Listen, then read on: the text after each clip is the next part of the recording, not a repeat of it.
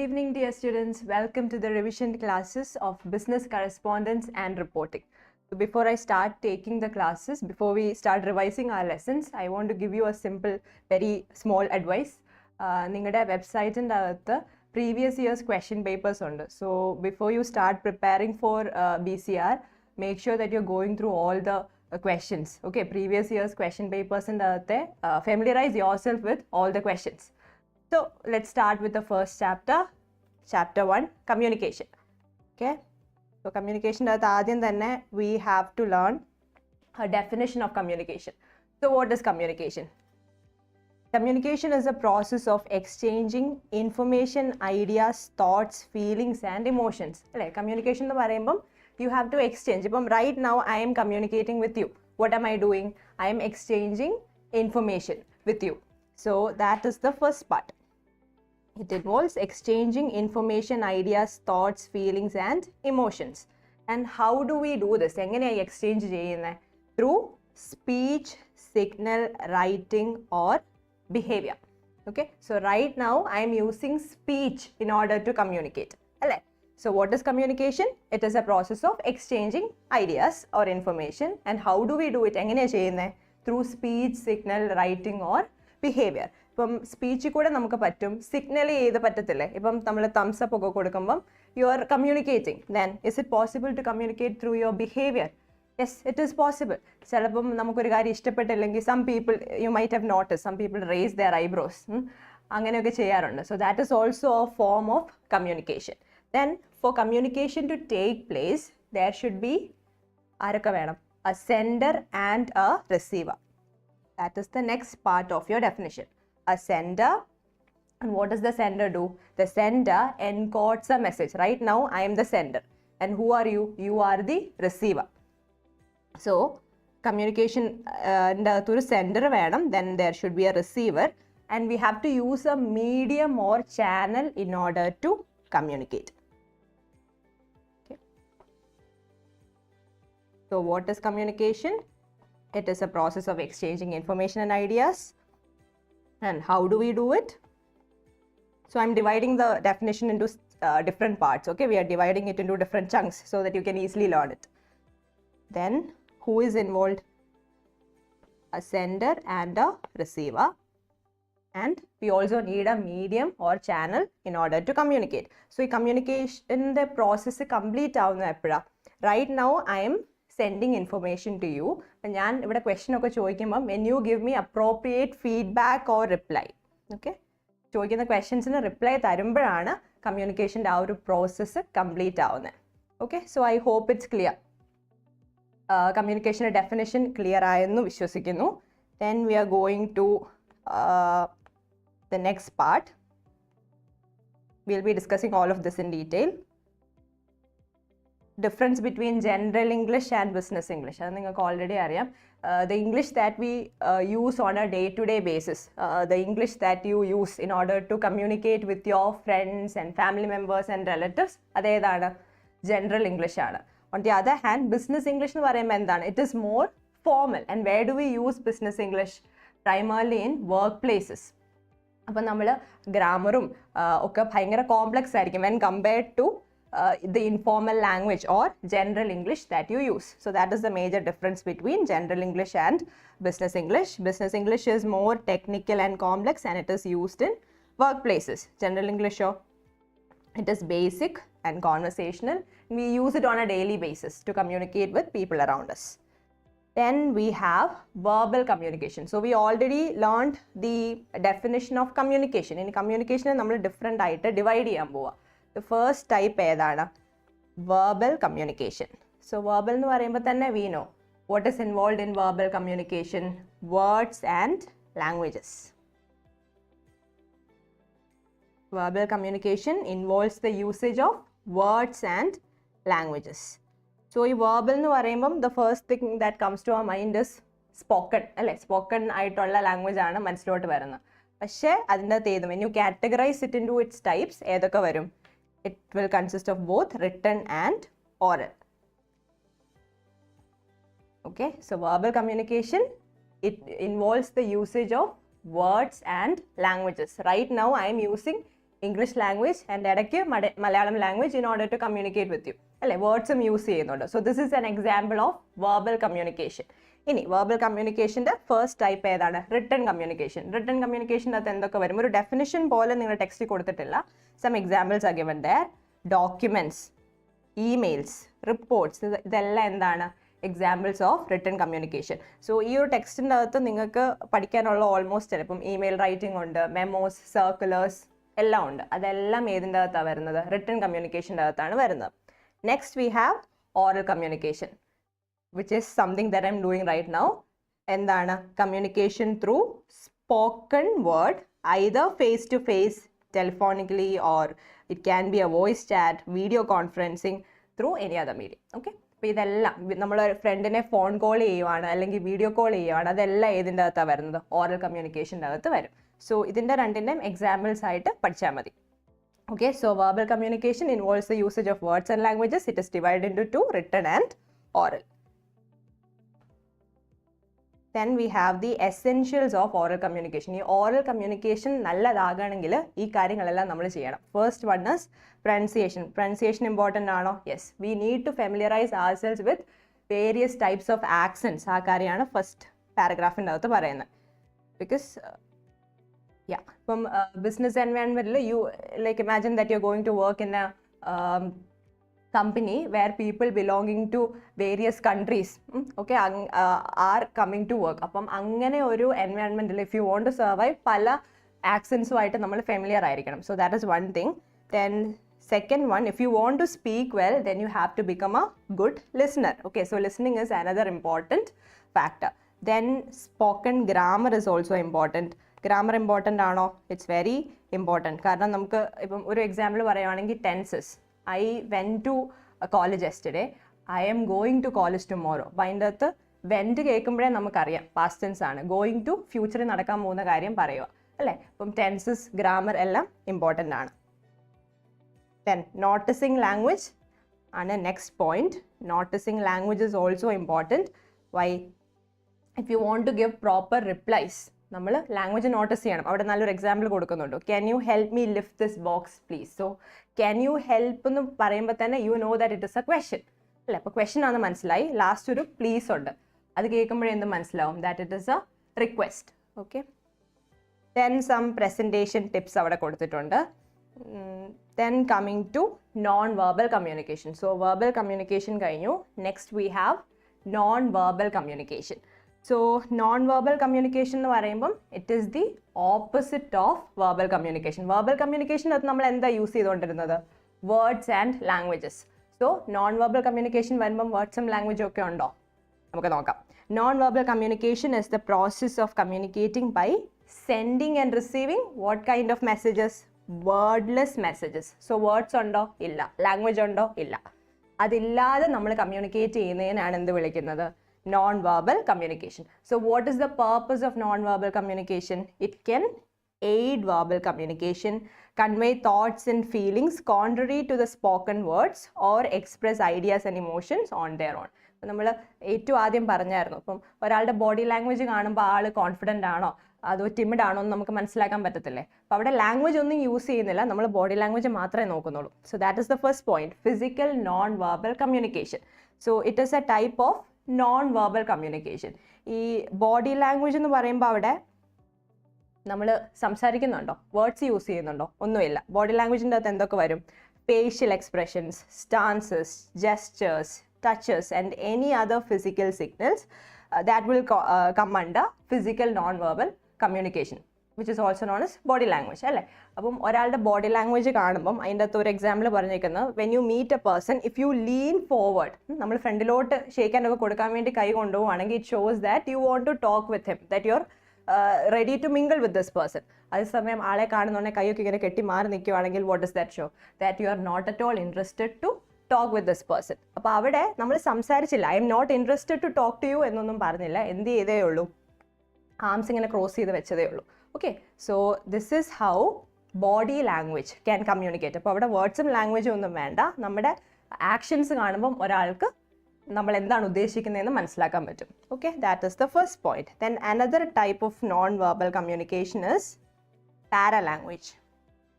What is paralanguage?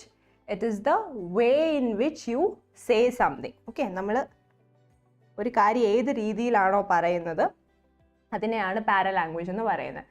Classic example, എന്തിനാ പഠിക്കുന്നത്. First കേസിൽ എന്താണ്, ഒരു സീരിയസ് ക്വസ്റ്റ്യൻ ആണ്. സെക്കൻഡ് കേസിൽ I was being A little sarcastic അല്ലേ. അപ്പം സെയിം വേർഡ്സ് തന്നെയാണ് യൂസ് ചെയ്തത്, പക്ഷേ എന്ത് സംഭവിച്ചു, ഇൻറ്റൊണേഷനും ടോണും ഒക്കെ അല്ലേ ശ്രദ്ധിക്കുമ്പോൾ കുറച്ച് ഡിഫറൻസ് ഉണ്ട്. So the voice quality, intonation, pitch, stress, tone, style of speaking, അപ്പം അതിൻ്റെ അകത്തിൽ ഈ ഇത്രയും കാര്യങ്ങൾ നമ്മൾ അനലൈസ് ചെയ്യുമ്പം you will understand whether your message communicates approval, interest or the lack of it. Okay, so that is the second type of non-verbal communication. Next we have aesthetic communication. Okay, aesthetic communication എന്ന് പറയുമ്പം art forms ആണ് അതിൻ്റെ അകത്ത് വരുന്നത്. So dancing, painting. Okay, is it possible to communicate through dancing? നിങ്ങൾ സ്കൂളിലൊക്കെ പഠിക്കുന്ന സമയത്ത് ഫോക്ക് ഡാൻസസ് ഒക്കെ ശ്രദ്ധിച്ചിട്ടുണ്ടെങ്കിൽ most folk dances will tell you a story അല്ലേ. ഇനിയിപ്പം പെയിൻറ്റിങ്ങിലൂടെ കമ്മ്യൂണിക്കേറ്റ് ചെയ്യാൻ പറ്റത്തില്ല. ചില പെയിൻറ്റിങ്സ് കാണുമ്പോൾ you will be able to think of a story behind it അല്ലേ. Picture is a poem without words എന്നൊക്കെ പറഞ്ഞൊരു കോട്ട് തന്നെ ഉണ്ടല്ലോ. So it is possible to communicate through various art forms as well. Next type is appearance. Is it possible to communicate through your appearance? Yes. A well-dressed and groomed person is presumed to be organized. അപ്പോൾ നമ്മൾ ഒരാൾ നടന്നു പോകുന്ന കാണുന്നു, ഷർട്ടൊക്കെ in ചെയ്ത് ബെൽറ്റൊക്കെ ഇട്ട് tie ഒക്കെ ഇട്ട് പോകുന്ന കാണുന്നത്, U will understand that the person is organised. അതേസമയം ഭയങ്കര സ്ലോപ്പി ആയിട്ട് ഭയങ്കര ഷാബി ആയിട്ട് ഡ്രസ്സ് ചെയ്തേക്കുന്ന ഒരാളെ കാണുമ്പം what kind of impression will such a person form on you? Lazy ആണെന്ന് തോന്നും അല്ലേ. സോ അവിടെ ആ ആള് ഞാൻ ഓർഗനൈസ്ഡ് ആണ് first case. Okay, this person did not tell you that I am an organised person, അങ്ങനെയൊന്നും പറഞ്ഞില്ല. അപ്പിയറൻസ് വെച്ച് നമ്മൾ തന്നെ ഒരു ജഡ്ജ്മെൻറ്റ് ഫോം ചെയ്തു. Okay, so that is how you communicate through your appearance. Then we have symbols, religious or sectarian symbols. ഇപ്പം ഒരു ബിൽഡിങ്ങിൻ്റെ മുകളിൽ ഒരു ക്രോസ് ഉണ്ടെങ്കിൽ അത് കാണുമ്പോൾ നിങ്ങൾക്ക് എന്ത് മനസ്സിലാവും? അതൊരു ചേർച്ച് ആണെന്ന് മനസ്സിലാവും. അവിടെ വേർഡ്സ് ഒന്നും ഇല്ല അല്ലേ. ആ ഒരു സിംബൽ കണ്ടപ്പോൾ we understood that it is a church. Yeah, so these are the various types of non-verbal communication. ഏതൊക്കെയാണ്? physical non-verbal communication, body language of a person, then paralanguage, aesthetic communication, appearance and symbols. Okay, clear ആയോ all of you?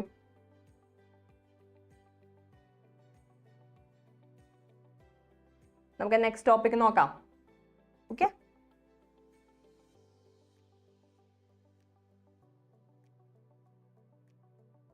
next we have visual communication. So visual communication എന്ന് പറയുമ്പോൾ അതിൻ്റെ അകത്ത് നമ്മൾ visual AIDS use ചെയ്ത് communicate ചെയ്യുന്ന. Okay, visual എയ്ഡ്സിൻ്റെ അകത്ത് science, typography, drawing, graphic design, illustration എല്ലാം വരും.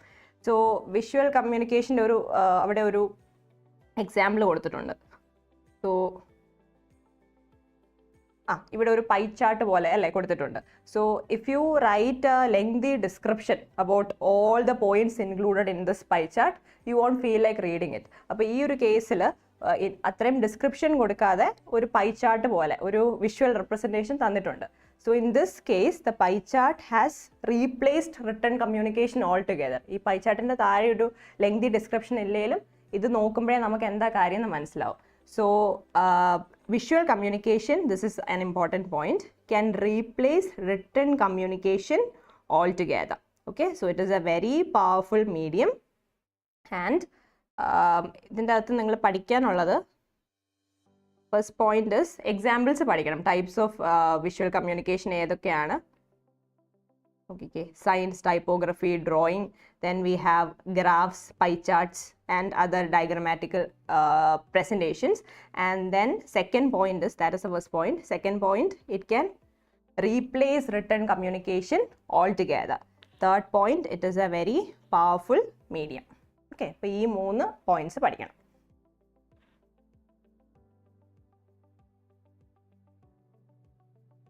Then we have formal and informal communication.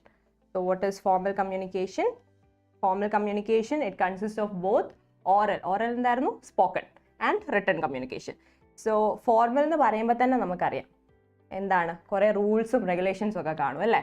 So first point is it consist of both oral and written. Second point, formal communication will always follow certain rules, principles and conventions. Third, rules മാത്രം follow ചെയ്താൽ മതിയോ? ഈ formal communication കൂടുതലും നടക്കുന്ന എവിടെയാ?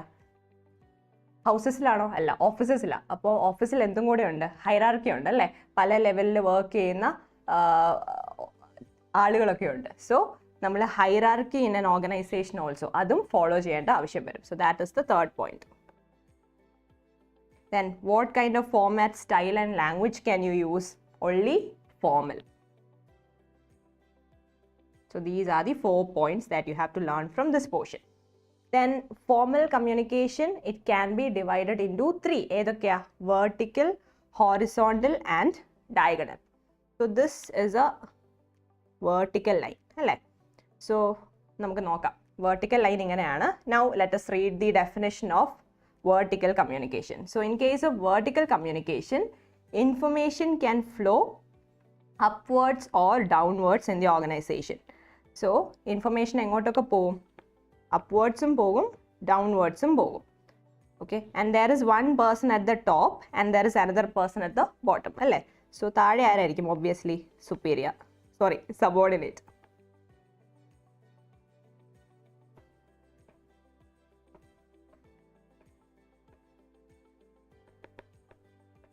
And at the top we have the superiors. Okay, so what kind of information flows upwards? Okay, data that is collected flows up to the top levels of management. From endana മേളിലോട്ട് പോകുന്നത് data. So subordinates എന്ത് ചെയ്യും? They will collect various data എന്നിട്ട് ആരുടെ അടുത്തോട്ട് കൊടുക്കും? superiors-ന്റെ അടുത്തോട്ട് കൊടുക്കും. And what will the superiors do using this data? They will review it and make decisions. Okay, they'll use the data in order to make major decisions. അത് കഴിഞ്ഞിട്ട് what kind of information flows downwards? മുകളിലോട്ട് ഡേറ്റയാണ് പോകുന്നത്, താഴോട്ട് എന്താ വരുന്നത്? നോക്കിക്കേ, instructions and orders. Okay, I don't have enough space to write it over there, but then okay, it looks really messy, but still I hope you got the point. Okay, so data flows upwards to the superiors and they will use it to make decisions. എന്നിട്ട് എന്ത് ചെയ്യും? ഇൻസ്ട്രക്ഷൻസും ഓർഡേഴ്സും താഴോട്ട് കൊടുക്കും. ആർക്കാ എപ്പോഴും ഇൻസ്ട്രക്ഷനും ഓർഡറും കൊടുക്കുന്നത്? to the subordinates. So this is how vertical communication works. I hope it's clear. Then we have horizontal communication. So horizontal line എങ്ങനെയാണ് ഇരിക്കുന്നത്? Straight line ഇങ്ങനെ അല്ലേ. So horizontal communication അകത്ത് ആരൊക്കെ കാണും? Employees belonging to different levels in an organizational hierarchy ആണോ? അല്ല, employees belonging to the same level. Okay, two employees at the same level. Employees belonging to the same level in an organizational hierarchy. അവരാണ് horizontal communication നടത്തുന്നത്. A good example is given in your textbook. So in this case I am writing A and B. Both of them are ആരാണ്? Project managers.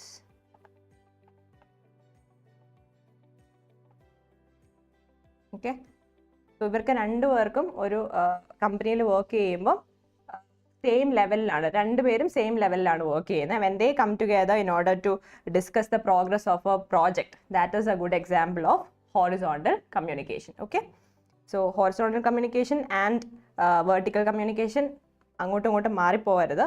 Vertical, superior and subordinate, then horizontal between two employees belonging to the same level. Then we have diagonal communication.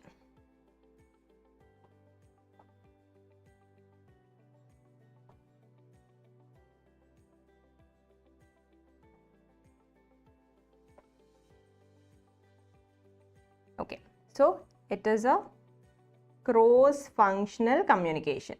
So cross-functional ആണ്. അപ്പം ഒരു ഡിപ്പാർട്ട്മെൻറ്റിൽ തന്നെയുള്ള ഒരേ ലെവലിലുള്ള ആളുകൾ മാത്രം, ഒരേ ലെവലിൽ വർക്ക് ചെയ്യുന്ന ആളുകൾ മാത്രം കമ്മ്യൂണിക്കേറ്റ് ചെയ്യുന്നതാണോ ഈ diagonal communication? No, it is the opposite. Cross-functional communication or diagonal communication takes place between employees at different levels of the organizational hierarchy. So vertical in the case superiors and subordinates, horizontal employees belonging to the same level, then diagonal, employees belonging to different levels. Okay, അപ്പം അതാണ് ഈ മൂന്നെണ്ണവും തമ്മിലുള്ള major differences. Then what is the benefit of diagonal communication? It reduces the chances of distortion or misinterpretation by encouraging direct communication. ഇപ്പം നമ്മൾ ഈ പഠിക്കാനുള്ള ഒരു പോർഷനാണ് ചെയിൻ നെറ്റ്വർക്ക് ഒക്കെ. അപ്പോൾ പലരുടെ ഇടയിൽ കൂടെ കമ്മ്യൂണിക്കേറ്റ് ചെയ്യാൻ നോക്കിക്കഴിഞ്ഞാൽ, അല്ലെങ്കിൽ if you try to communicate to your superior, okay, you are trying to communicate to your superior, പക്ഷെ അതിൻ്റെ ഇടയ്ക്ക് ഒരു 2-3 പേരും കൂടെ ഉണ്ട്. അപ്പോൾ അവരിലൂടെ മാത്രമേ ഇൻഫർമേഷൻ സുപ്പീരിയറിൻ്റെ അടുത്ത് എത്തത്തുള്ളൂ. What might happen?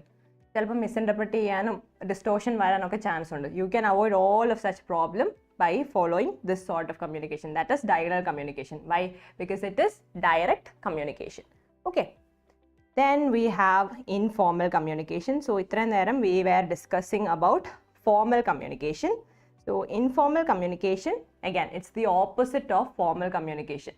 So നമ്മൾ റൂൾസും റെഗുലേഷൻസ് ഒക്കെ ഫോളോ ചെയ്യേണ്ട ആവശ്യമുണ്ടോ? ഇല്ല. So informal communication, first point, it is casual, friendly and unofficial. Then second point, it is spontaneous. അപ്പം ഈ ഫോർമൽ കമ്മ്യൂണിക്കേഷൻ്റെ കേസിൽ ഇമാജിൻ നമ്മൾ നേരത്തെ പറഞ്ഞ എക്സാമ്പിൾ തന്നെ, if you are having A meeting with your boss, you might prepare before hand ഏതൊക്കെ points പറയണം എന്നൊക്കെ നേരത്തെ തന്നെ നോക്കി വെക്കും. Okay, but in this case, if you are suddenly deciding to hang out with your friends, അപ്പം എന്തൊക്കെയാണ് ഫ്രണ്ട്സിനെ കാണുമ്പോൾ പറയാൻ പോകുന്നത് നിങ്ങൾ നോട്ട്സ് ഒക്കെ എഴുതി വെക്കുമോ? ഇല്ല.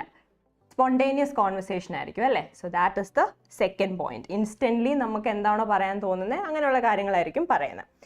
Then we have the third point, you do not have to follow any rules, processes, systems or formalities or chain of command. ഇതൊന്നും ഫോളോ ചെയ്യേണ്ട ആവശ്യമില്ല. അതൊക്കെ എവിടെ മാത്രമേ ഉള്ളൂ?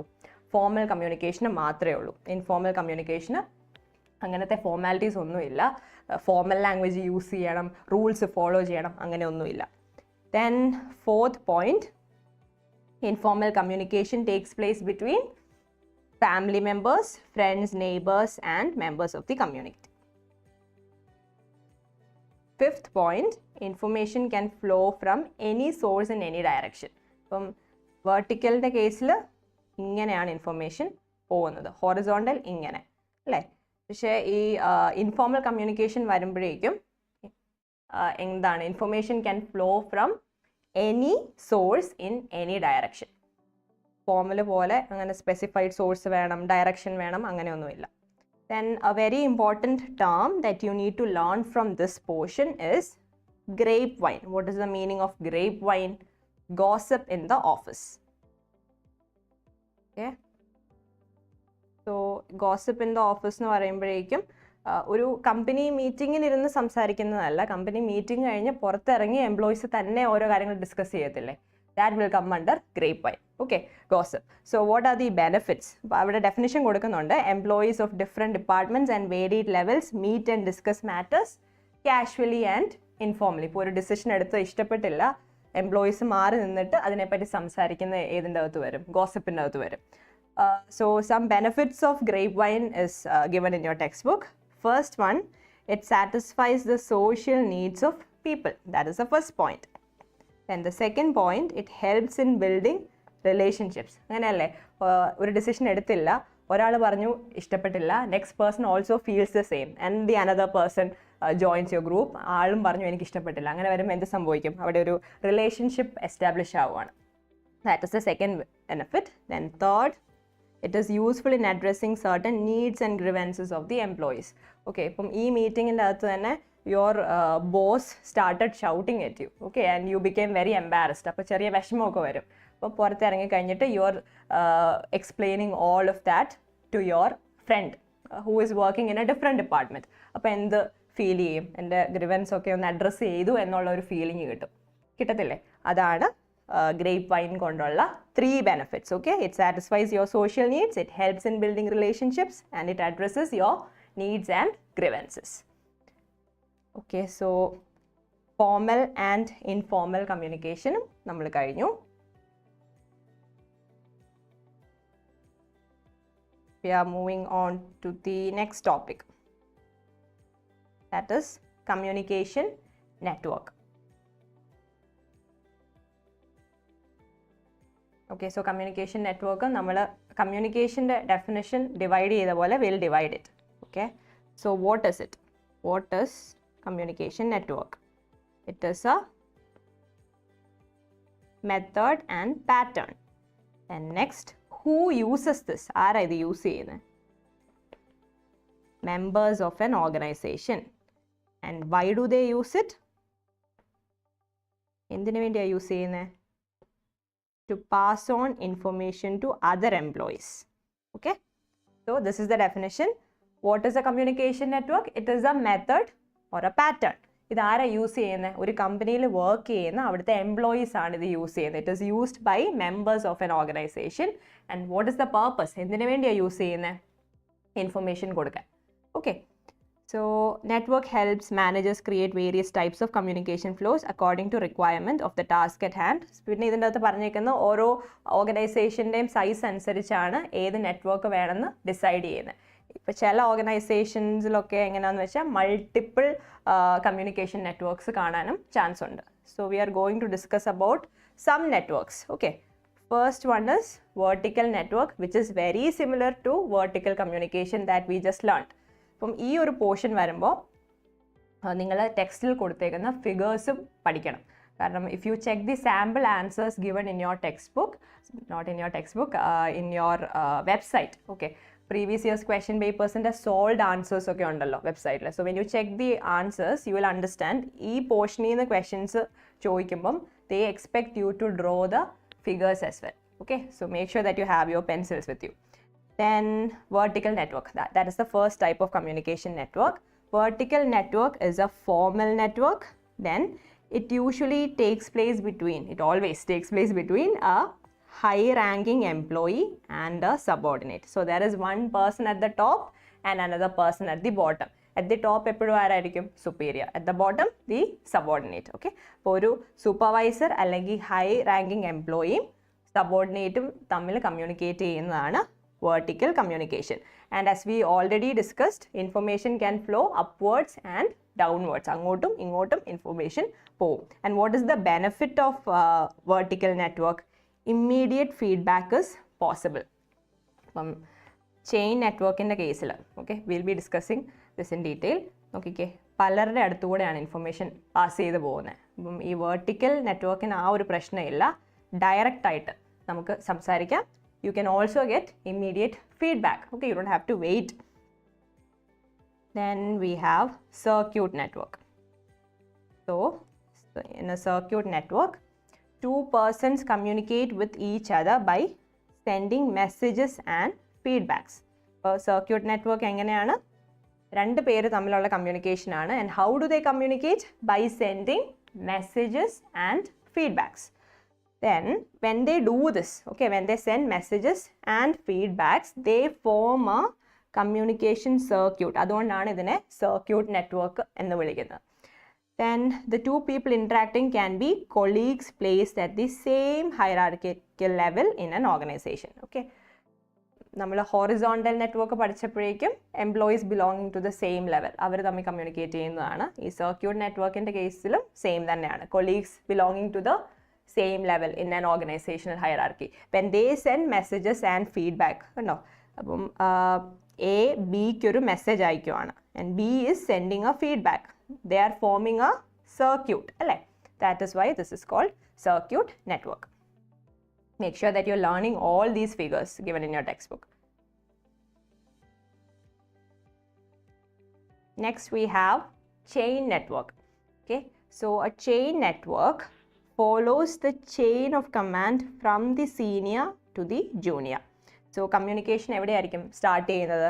At the top. So in this case A is the CEO. Okay, CEO ആർക്കാണ് information കൊടുക്കുന്നത്? To E and B. Okay, CEO or the superior gives information or passes information to those working under him. അതാണ് ഇയും ബിയും. ഇനി ഇയും ബിയും എന്ത് ചെയ്യും? ആ കിട്ടിയ ഇൻഫർമേഷൻ ആർക്ക് പാസ് ചെയ്യും? To F and C. F and C എന്ത് ചെയ്യും? ഇവർക്ക് കിട്ടിയ ഇൻഫർമേഷൻ ജിക്കും ഡിക്കും പാസ് ചെയ്യും. അങ്ങനെയാണ് ചെയിൻ നെറ്റ്വർക്ക് വർക്ക് ചെയ്യുന്നത്. So it follows the chain of command. Chain of command എന്താണ്? പല ലെവലിൽ വർക്ക് ചെയ്യുന്ന, നിങ്ങൾ 12th പഠിച്ചിട്ടുള്ളതാണ് ബിസിനസ് സ്റ്റഡീസിൻ്റെ അകത്ത് ഐ ബിലീവ്. സോ ഓരോ ലെവലിൽ വർക്ക് ചെയ്യുന്ന എംപ്ലോയീസിൻ്റെ അടുത്തുകൂടെ ഇൻഫർമേഷൻ പാസ് ചെയ്ത് ഫൈനലി കിട്ടും. പക്ഷേ ഒരു പ്രശ്നമുണ്ട്. എന്താണ് പ്രശ്നം? It takes up a lot of time അല്ലേ? ഇപ്പം എ ഡയറക്റ്റ് സിയുടെ അടുത്ത് പറയുവാണെങ്കിൽ it is not at all time consuming. പക്ഷേ ബി സിയോട് പറഞ്ഞിട്ട് സി വന്ന് ഡിയോടൊക്കെ പറയേണ്ടി വരുമ്പോഴേക്കും വാട്ട് വിൽ ഹാപ്പൻ? കുറച്ച് ടൈം ഫ്രണ്ടിലോട്ട് പോകാൻ ചാൻസ് ഉണ്ട്. That is the first major disadvantage of a chain network. Second problem, communication may not be clear. Just like playing Chinese whisper. I think ഈ പോർഷൻ ഞാൻ പഠിപ്പിച്ചപ്പം ഒരു 1-2 ചൈനീസ് വിസ്പർ കളിപ്പിച്ച് നോക്കിയായിരുന്നു ക്ലാസ്സിൽ. So what happens when you play Chinese Whisper? ഒരു student അടുത്ത ആളുടെ ചെവിയിൽ എന്തെങ്കിലും പറയും, അങ്ങനെ പാസ് ചെയ്ത് അവസാനം പറയുന്ന ആൾ എൻറ്റയർലി ഡിഫറെൻറ്റ് മെസ്സേജ് ആയിരിക്കും പറയുന്നത്. The same can happen with chain network. Okay, so in A chain network, what are the most important points that you need to learn? It follows the chain of command from the senior to the junior. Then if this question is being asked, make sure that you're including the figure given in your textbook. Then what are the disadvantages? It is time consuming and the messages can become unclear. Then the next type of communication network is wheel and spoke network.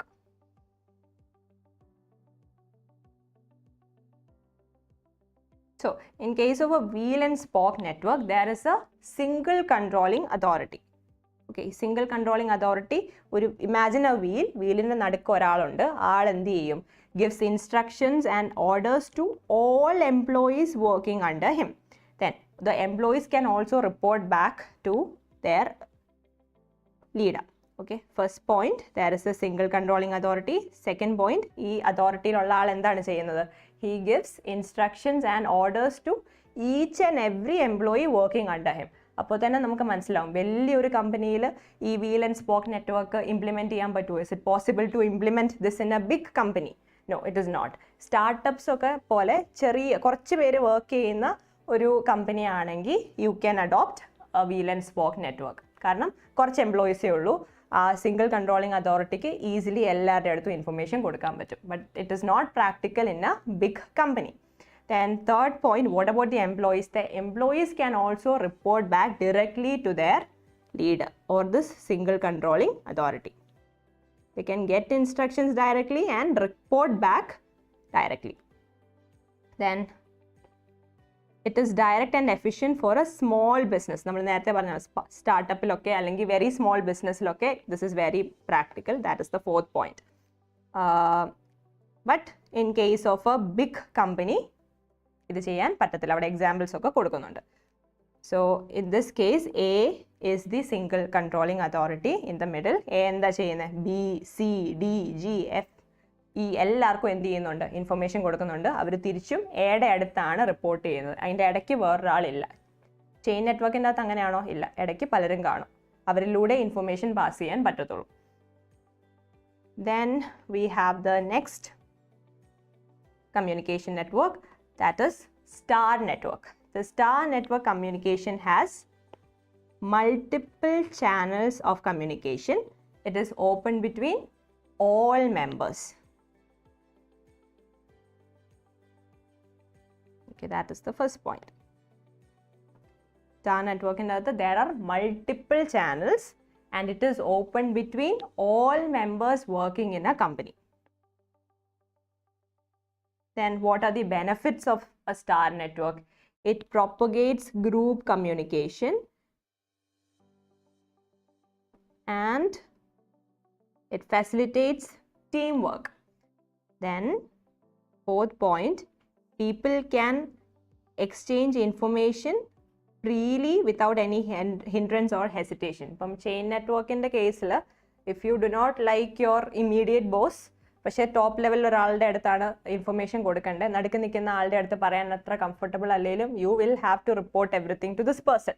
But star നെറ്റ്വർക്കിൻ്റെ അകത്ത് അങ്ങനെയില്ല. There are multiple channels of communication that is open between all members. So ആർക്ക് ആരുടെ അടുത്ത് വേണമെങ്കിലും communicate ചെയ്യാൻ പറ്റും. So you can easily exchange information or communicate without any hesitation or hindrance. ഒരു പേടിയൊന്നും ഇല്ലാതെ കമ്മ്യൂണിക്കേറ്റ് ചെയ്യാൻ പറ്റും. So these are the 5 types of communication networks. ഇതിൽ കൂടുതൽ communication networks ഉണ്ട്, പക്ഷെ നിങ്ങൾക്ക് 5 എണ്ണമാണ് പഠിക്കാനുള്ളത്. So I hope these portions are clear. എല്ലാവർക്കും clear ആയോ? Can you guys send me a message? Please use the chat box and tell me whether these portions are clear. In that case, we can start the next topic, characteristics of effective communication.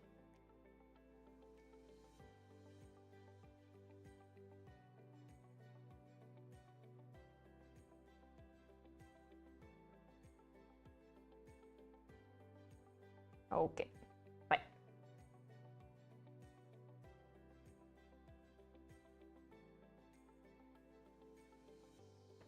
Then we have the characteristics of effective communication. So what I have noticed is that some students ഒരു 5 or 6 character ആദ്യത്തെ ഒരു 4 എണ്ണം പഠിച്ചിട്ട് പോകും, അത് തന്നെ വരും എന്നൊക്കെ വിചാരിച്ചായിരിക്കും പോകുന്നത്. പക്ഷെ അങ്ങനെയല്ല. ഈ ടോപ്പിക് ഈ ഒരു സബ് ഹെഡിങ്ങിൻ്റെ അകത്തുനിന്ന് എവിടെ നിന്ന് വേണേലും ക്വസ്റ്റ്യൻ ചോദിക്കാം. ഫോർ എക്സാമ്പിൾ, ഈ I think before last year ആണെന്ന് തോന്നുന്നു, ക്വസ്റ്റ്യൻ പേപ്പറിൻ്റെ അകത്ത് ഈ ഒരു ലൈനാണ് ചോദിച്ചത്. ഓക്കെ, ജസ്റ്റ് ഈ ഒരു ലൈൻ മാത്രം ചോദിച്ചിട്ട് എക്സ്പ്ലെയിൻ, അങ്ങനെയായിരുന്നു 2 marks ക്വസ്റ്റ്യൻ വന്നത്. So make sure that you are reading all of these portions properly. Okay, ഈ ഫസ്റ്റ് ചാപ്റ്റർ ഒരിക്കലും സ്കിപ്പ് ചെയ്തേക്കരുത്. It's a very important chapter. You can expect questions from at least 3 questions from this chapter for sure. അതുകൊണ്ട് ഈ first chapter പ്രോപ്പറായിട്ട് പഠിക്കണം. Read each and every line of this chapter. Okay, please familiarize yourself with all the topics in this chapter. So we can start with clarity. Okay, so we are going to discuss the characteristics. How can you make your communication, or how can you make the process of exchanging information effective? Adin endokkeyanu cheyanda. First one is clarity. So in order to make your communication clear, you have to state the purpose clearly. ഇപ്പം നമ്മൾ letter റൈറ്റിങ്ങിൻ്റെ chapter ഇനി പഠിക്കാൻ പോകുന്നതാണ്. So ഇൻട്രൊഡക്ഷൻ്റെ അകത്ത് തന്നെ നമ്മൾ എന്ത് ചെയ്യും? The purpose why your writing, അത് ക്ലിയർ ആയിട്ട് മെൻഷൻ ചെയ്യും. ഇപ്പോൾ ഏത് ടൈപ്പ് ഓഫ് കമ്മ്യൂണിക്കേഷൻ ആണെങ്കിലും പേർപ്പസ് എന്താണ് എന്നുള്ളത് ക്ലിയർ ആയിട്ട് പറയണം. That is the first point. Then another way in which you can enhance the clarity of your message is by using simple language. Okay, use simple language. That is the second point. And what about the sentences? Make sure that you're using short sentences. That is the third point.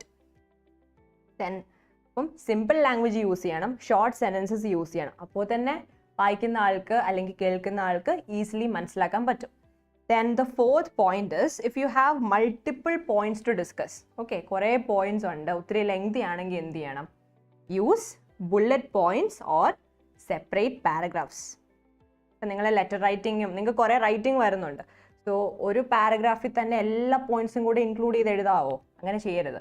If you want to enhance the clarity of your message, make sure that you are dividing it into different body paragraphs and make sure that you are using bullet points. Okay, so ക്ലാരിറ്റിക്കകത്ത് ഇത്രയും കാര്യങ്ങൾ ചെയ്യുവാണെങ്കിൽ നമ്മുടെ message നല്ല clear ആവും കേൾക്കുന്ന ആൾക്ക്. Second is conciseness. Okay, concise എന്ന് വെച്ചാൽ എന്താ? Short. So brevity or being brief. Okay, brief ആയിട്ട് കാര്യങ്ങൾ പറയുന്നതാണ്. It's the essence of business communication. Why? In the business world, nobody has the time or patience to read very lengthy messages or letters. അതുകൊണ്ട് try to keep it as short as possible. Then നമ്മൾ ഒത്തിരി elaborate details പറയുകയാണെങ്കിൽ core content. What is the meaning of core content? Main message അല്ലെങ്കിൽ main point. നമ്മുടെ കുറേ ഡീറ്റെയിൽസിൻ്റെ ഇടയ്ക്ക് main point ഇല്ലാതായി പോകും. വായിക്കുന്ന ആൾക്ക് മെയിൻ പോയിന്റ് എന്താണെന്ന് ഫിഗർ ഔട്ട് ചെയ്യാൻ പറ്റത്തില്ലാതെ വരും. So avoid unnecessary explanations and details. Okay, unwanted details എല്ലാം അവോയ്ഡ് ചെയ്യണം. Then another thing that you can do is avoid the usage of irrelevant words or adjectives and make sure that there are no repetitions. Okay, first point, make it brief. Second, avoid elaborate details. Third, irrelevant words. ഇപ്പം ചില ആൾക്കാർ ഇപ്പം ഈ ഒരു കേസിൽ ഇപ്പം conciseness എന്ന് പറയുന്ന ഈ പാരഗ്രാഫിൽ ഒരു 2-3 ലൈൻസിലെ മെയിൻ പോയിന്റ്സ് എല്ലാം പറയുന്നുണ്ട്. അതിൻ്റെ ഇടയ്ക്ക് കുറേ അൺവാണ്ടഡ് എക്സാമ്പിൾസ് ഒക്കെ വെക്കുവാണെങ്കിൽ വാട്ട് വിൽ ഹാപ്പൻ? ഈ പോയിന്റ്സ് കണ്ടുപിടിക്കാൻ നമുക്ക് തന്നെ ഡിഫിക്കൽട്ടി ഫീൽ ചെയ്യത്തില്ലേ? Then repetitions. When some people talk, they use a lot of filler words like like അങ്ങനെയൊക്കെ ഇടയ്ക്കിടയ്ക്ക് പറഞ്ഞുകൊണ്ടിരിക്കുക. what will happen? കേൾക്കുന്ന ആൾക്ക് ബോറടിക്കും. ഇപ്പം റിട്ടേൺ ആയിട്ട് നമുക്ക് കിട്ടുന്നതിൻ്റെ അകത്തും കുറേ റെപ്പറ്റേഷൻ ഉണ്ടെങ്കിൽ what will you feel? വായിക്കാൻ തോന്നുമോ? ഇല്ല.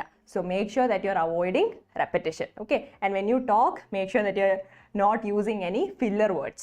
Okay, so conciseness അത്രയേ ഉള്ളൂ. Next we have concreteness. So, the content should be tangible. വായിക്കുന്ന ആൾക്ക് മനസ്സിലാവണം. ഈ concreteness എന്ന് വെച്ചാൽ എന്താണ്? Concrete means strong. So how can you make your message strong? By basing it on data. Numbers won't lie, അല്ലേ? സോ നമ്മൾ numbers ഒക്കെ വെച്ചിട്ട് ഇപ്പോൾ ഡിബേറ്റ് കോമ്പറ്റീഷൻ്റെ അകത്തൊക്കെ ഡേറ്റ വെച്ച് ചില ആൾക്കാർ ആർഗ്യുമെൻറ്റ് നടത്തും. You have no option but to believe this person, അല്ലേ? അപ്പോൾ ഡേറ്റ ഇൻക്ലൂഡ് ചെയ്യാൻ നോക്കണം. Then make sure that you are avoiding, that is the first point. Second point, abstract ideas. ഈ പ്രൂഫ് ഒന്നും ഇല്ലാത്ത കാര്യങ്ങൾ നമുക്ക് ഇൻക്ലൂഡ് ചെയ്യാൻ പറ്റുമോ? ഇല്ല. Make sure that you are avoiding all sorts of abstract ideas because there's a chance that people might misinterpret them. അപ്പോൾ abstract ideas use ചെയ്യരുത്. ഇനി ഡേറ്റ ഒന്ന് രണ്ട് കേസിൽ മാത്രം ഡേറ്റ പ്രസൻറ്റ് ചെയ്ത് ഒന്ന് രണ്ട് പോയിന്റ് മതിയോ? അല്ല. Make sure that you have sufficient details to support your argument. Then last point, bring focus to the main message. So you might want to talk about different points, but if they have no connection with the main message, do you have to use those points? No. എപ്പോഴും give more importance to the core content. അതിനെ support ചെയ്യുന്ന details മാത്രമേ add ചെയ്യാവുള്ളൂ. ഇനി ഡീറ്റെയിൽസും ഒന്ന് രണ്ട് detail മതിയോ? ഇല്ല. Make sure that you have sufficient details to support your argument. So that is how you make your message concrete or strong. Then we have coherence. Coherence എന്ന് വെച്ചാൽ എന്താണ്? A logical bridge between words, sentences and paragraphs. ചിലർ സംസാരിക്കുമ്പോൾ നമ്മൾ പറയത്തില്ല നല്ല flow ആണ് ആൾ പറയുന്ന കേൾക്കാൻ, അത് തന്നെയാണ് coherence. Okay, so main ideas and meaning can be difficult if the writer jumps from one idea to another and uses contradictory words to express himself. So coherence, if you want to enhance the coherence of your speech or writing, എന്താണ് ചെയ്യരുതാത്തത്? Avoid jumping from one idea to another. ഒരു കാര്യം പറഞ്ഞിട്ട് അടുത്ത സെൻറ്റൻസിൽ തന്നെ വേറെ അതുമായിട്ട് ഒരു ബന്ധമില്ലാത്ത വേറൊരു കോൺട്രഡിക്ടറി ആയിട്ടുള്ള വേർഡ്സ് ഒക്കെ യൂസ് ചെയ്ത് വേറൊരു കാര്യം പറയുകയാണെങ്കിൽ വായിക്കുന്ന ആൾക്ക് the person will get confused. Okay, so avoid jumping from one idea to another. If you're talking about a particular idea, make sure that you have sufficient details to support the idea. എന്നിട്ട് അടുത്ത പാരഗ്രാഫിൽ പോയിട്ട് എന്ത് ചെയ്യാവുള്ളൂ? പുതിയ idea present ചെയ്യാവുള്ളൂ. Second point, do not use contradictory words. നമ്മൾ പറയുന്ന കാര്യമായിട്ട് ഓപ്പോസിറ്റ് മീനിങ് വരുന്ന words. Some people in order to sound very complicated meaning അറിയാൻ മേലാത്ത വേർഡ്സ് ഒക്കെ യൂസ് ചെയ്യും, ആൻസർ ഒക്കെ എഴുതും. അങ്ങനെ ചെയ്യാവോ? അങ്ങനെയൊന്നും ചെയ്യരുത്. Then third point, how can you avoid ചെയ്യേണ്ട രണ്ട് കാര്യങ്ങൾ നമ്മൾ കണ്ടല്ലേ? Avoid jumping from one idea to another. Then avoid using contradictory words. Now let's take a short break.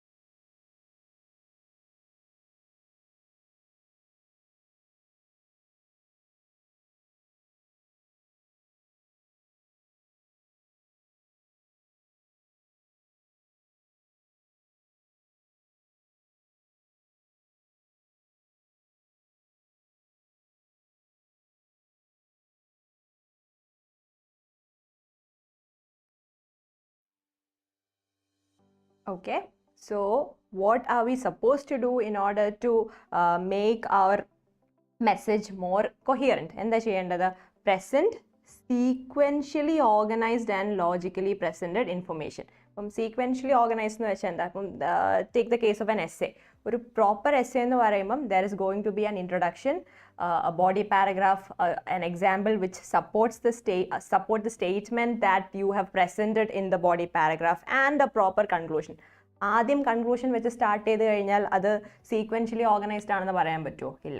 So make sure that you are providing sequentially organised and logically presented, അല്ലേ? Logical ആയിരിക്കണം, നമ്മൾ പറയുന്ന കാര്യങ്ങളും logically വേണം present ചെയ്യാൻ. Okay, so this is what you're supposed to do in order to make your message more coherent. Then all the topic that you're discussing, okay, all the content that you're discussing, if main or a message on that we are trying to convey, each and every point that you're discussing should be directly related to this main point. Okay, main point to related ആയിട്ടുള്ള relevant ആയിട്ടുള്ള, okay, the word is given in your textbook, relevant ആയിട്ടുള്ള കാര്യങ്ങൾ മാത്രമേ പറയാവുള്ളൂ. Unnecessary information, some students in order to make their answers look bigger, ഒത്തിരി irrelevant information add ചെയ്യും, കൂടുതൽ marks കിട്ടും എന്ന് വിചാരിച്ച്. അങ്ങനെയൊക്കെ ആണോ? അല്ല, irrelevant ഡീറ്റെയിൽസിന് മാർക്ക് പോകത്തേ ഉള്ളൂ. Okay, next is it should be interconnected. Interconnect ചെയ്യാൻ വേണ്ടി എന്താ ചെയ്യേണ്ടത്? therefore, after all, in conclusion, അങ്ങനത്തെ വേർഡ്സ് ഒക്കെ യൂസ് ചെയ്യണം. Then present information in a flow. Then we have completeness. Complete information conveys all facts and information required by the recipient. Recipient ആരാണ്? Receiver of the information. Okay, receiver ആണ്. അപ്പോൾ receiver deserve ചെയ്യുന്ന എല്ലാ കാര്യങ്ങളും അവരുടെ അടുത്ത് പറയണം. Okay, all facts and information required by the receiver. That is the first point. Second, keep the receiver's intellect and attitude. അപ്പം റിസീവറിന് നമ്മൾ പറയാൻ പോകുന്ന കാര്യങ്ങൾ കോംപ്രിഹെൻഡ് ചെയ്യാൻ പറ്റുന്നില്ല. If it is beyond that persons understanding, ഒത്തിരി കോംപ്ലക്സ് ആയിട്ടുള്ള കാര്യങ്ങൾ പറഞ്ഞവരെ പേടിപ്പിക്കേണ്ട ആവശ്യമുണ്ടോ? ഇല്ല, അതിൻ്റെ ആവശ്യമില്ല. So keep the receivers intellect and their attitude. And what are the benefits when you provide complete information? It will enhance the reputation of A company. ആ കമ്പനിയിൽ എല്ലാ കാര്യങ്ങളും പ്രോപ്പറായിട്ട് പറയും, അങ്ങനെ ഒരു പേര് കിട്ടും. Second, it helps in making better decisions,